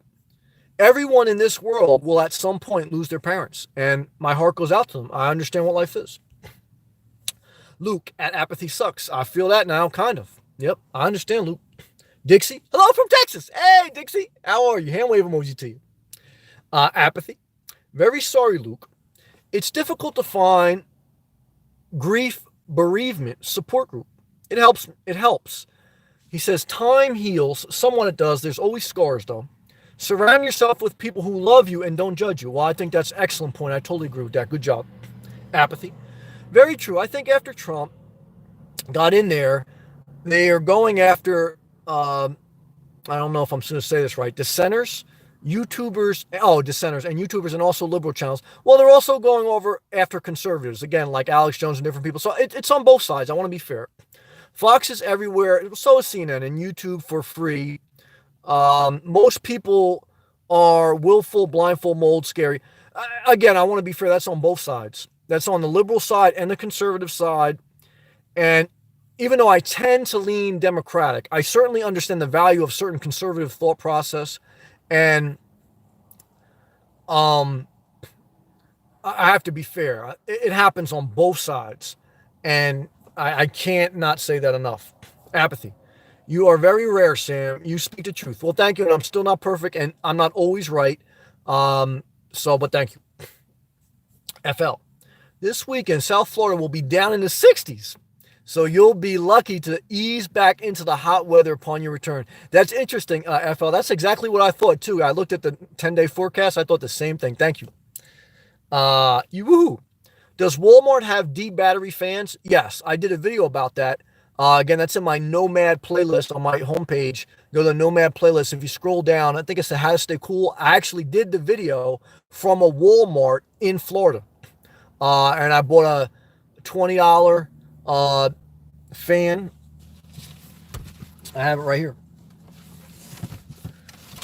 $20 D battery fan. It's got 8 D batteries you put in the bottom.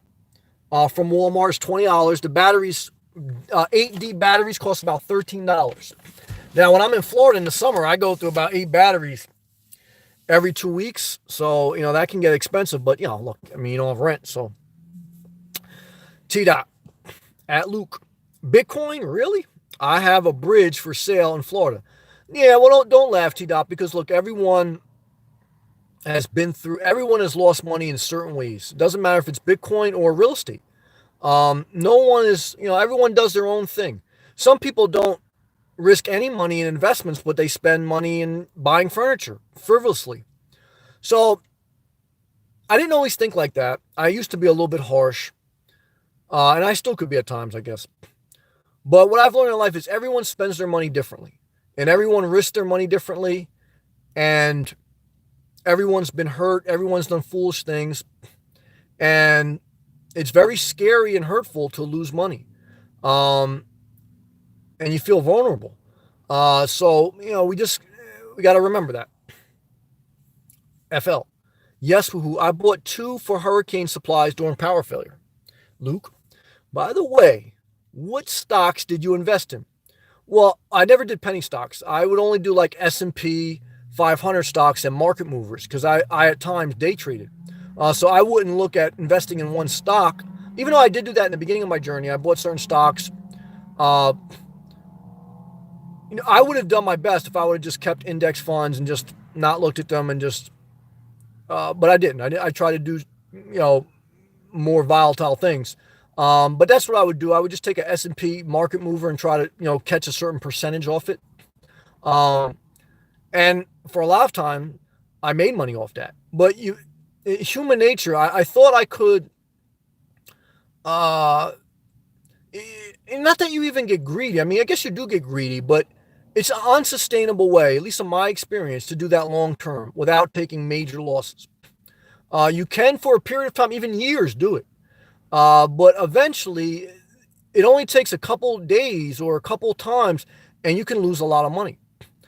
So, that's my experience. Everyone has a different experience, though. Sophie? People hate Muslims because of TV propaganda. It would be easy for someone like Trump to send all us to camps. Yeah, I mean, look, everyone, but there's certain Muslim countries that hate other religions. So there's that's why I'm very cautious of calling myself a Christian or a Muslim or a Jewish, because it's all used by who's ever in power to control. So I got no problem when someone says, I'm Muslim, I'm Christian. I really don't care. And to me, a red flag goes up when someone tells me they're whatever. Even if it doesn't matter if it's Christian, doesn't matter, atheist. I really don't care what anyone is. But I certainly agree that he singles out the Muslim faith and he unfairly persecutes them. But I will say that one of the turning points in the debate was when he was willing to speak up and say there's a problem with Islamic radical terrorism. Because there is a little bit of it. But part of that is it could be because of part of the way America does foreign policy. But even when America does reformed foreign policy, there are certain countries that the entire country is controlled by religion. In different countries around the world, there's certain states that are religious states. Whether they're Jewish or Muslim, they're controlled not by democracy, by religion. And certain people in power, you have to conform to that. The beauty of America, the First Amendment, now it doesn't live up to this all the time. That's the problem with America. The First Amendment ensures that you don't have to agree with any religion. And you don't have to conform to any religion. It's not a Christian state. It's not a Muslim state. It's not a Jewish state. It's a free state. It's supposed to be. But many times throughout America's history, it's been controlled. Now, there's some good values in all the faiths. Christian, Muslim, Jewish, atheist. Look, atheist, Buddhism, Hindus. I got a lot of people, sometimes they overlook Hindus and Hinduism. Huge population.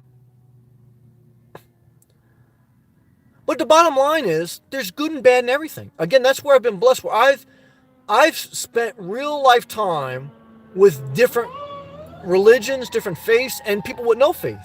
And what I found is there's good and bad in all of them.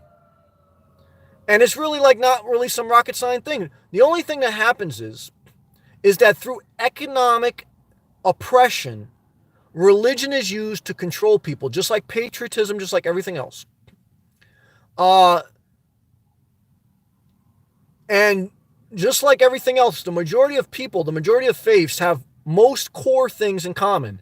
There's dogma, there's certain differences within each faith that has difference. And some of it is a big difference, some of it isn't.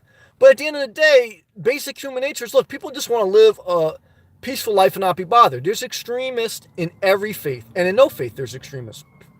Because I believe in science, I believe in technology, I believe in all that. I'm not person that just So, but I certainly believe all the things I just said. And I certainly believe Trump, just like a lot of other current leaders all around the world, they may use it in a different way than Trump, but they use religion as a manipulative tool to emotionally control people and get them fired up, whether it's one way or another. And that's sad. Because to me, look, even though I don't like to be around people, I care about people. I take what I'm saying with a grain of salt, but to me, it's just everyone should have the right and the freedom to just do them as long as what they're doing is not hurting anyone. They should be able to do whatever they want. Again, gay, straight, atheist, Muslim, Hindu, Buddhist, whatever, it doesn't matter to me. I mean, what does that matter? It's a label.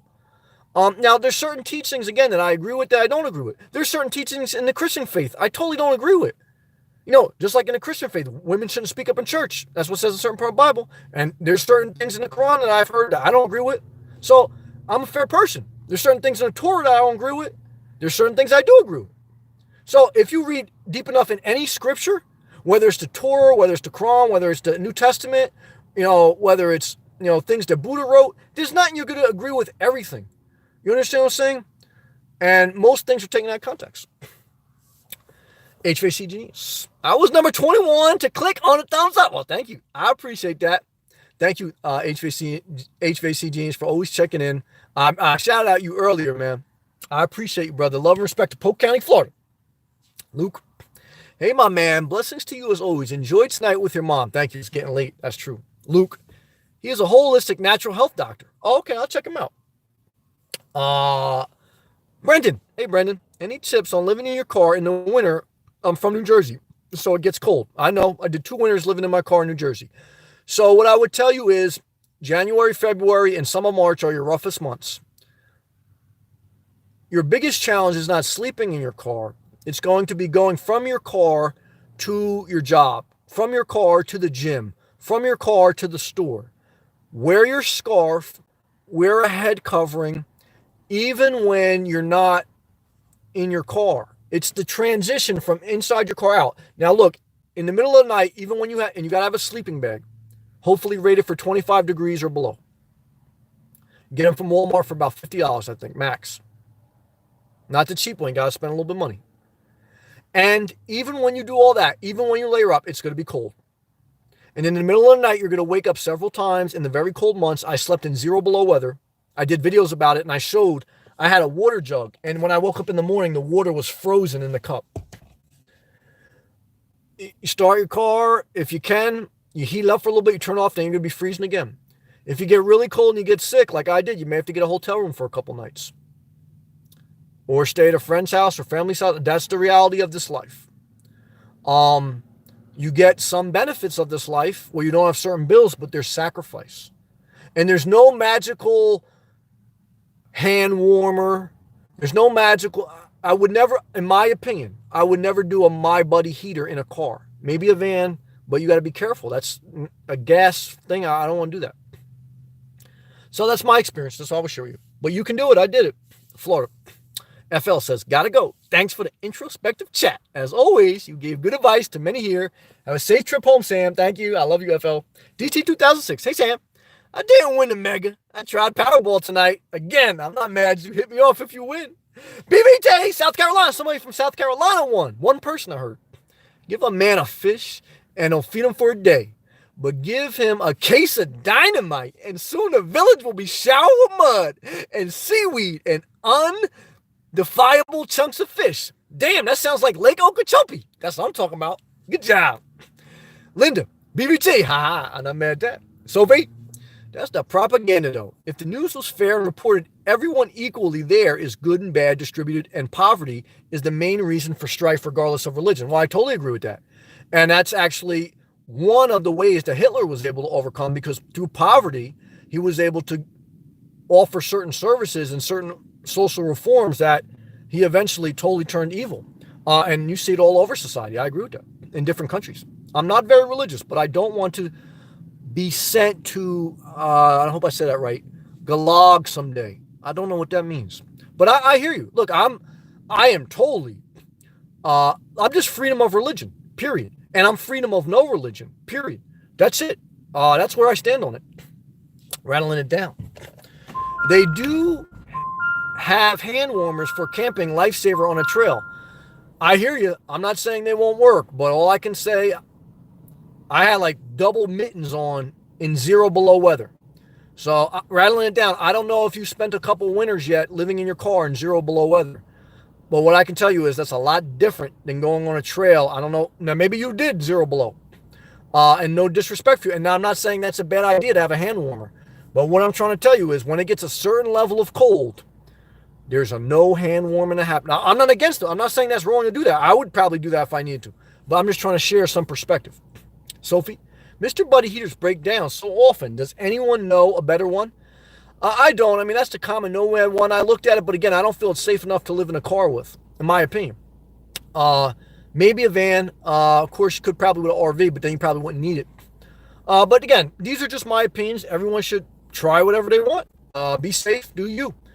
All right, guys, this was a long feed, man. I'm looking up now. 2 hours. I can't believe it was that long. Thank you for everyone for joining. Thank you for everyone for taking the effort to hit the thumbs up. Please hit the thumbs up, share the video. Appreciate it. If not, do whatever you want. Go in peace and just try to do the best you can in this world. All right? Peace and love.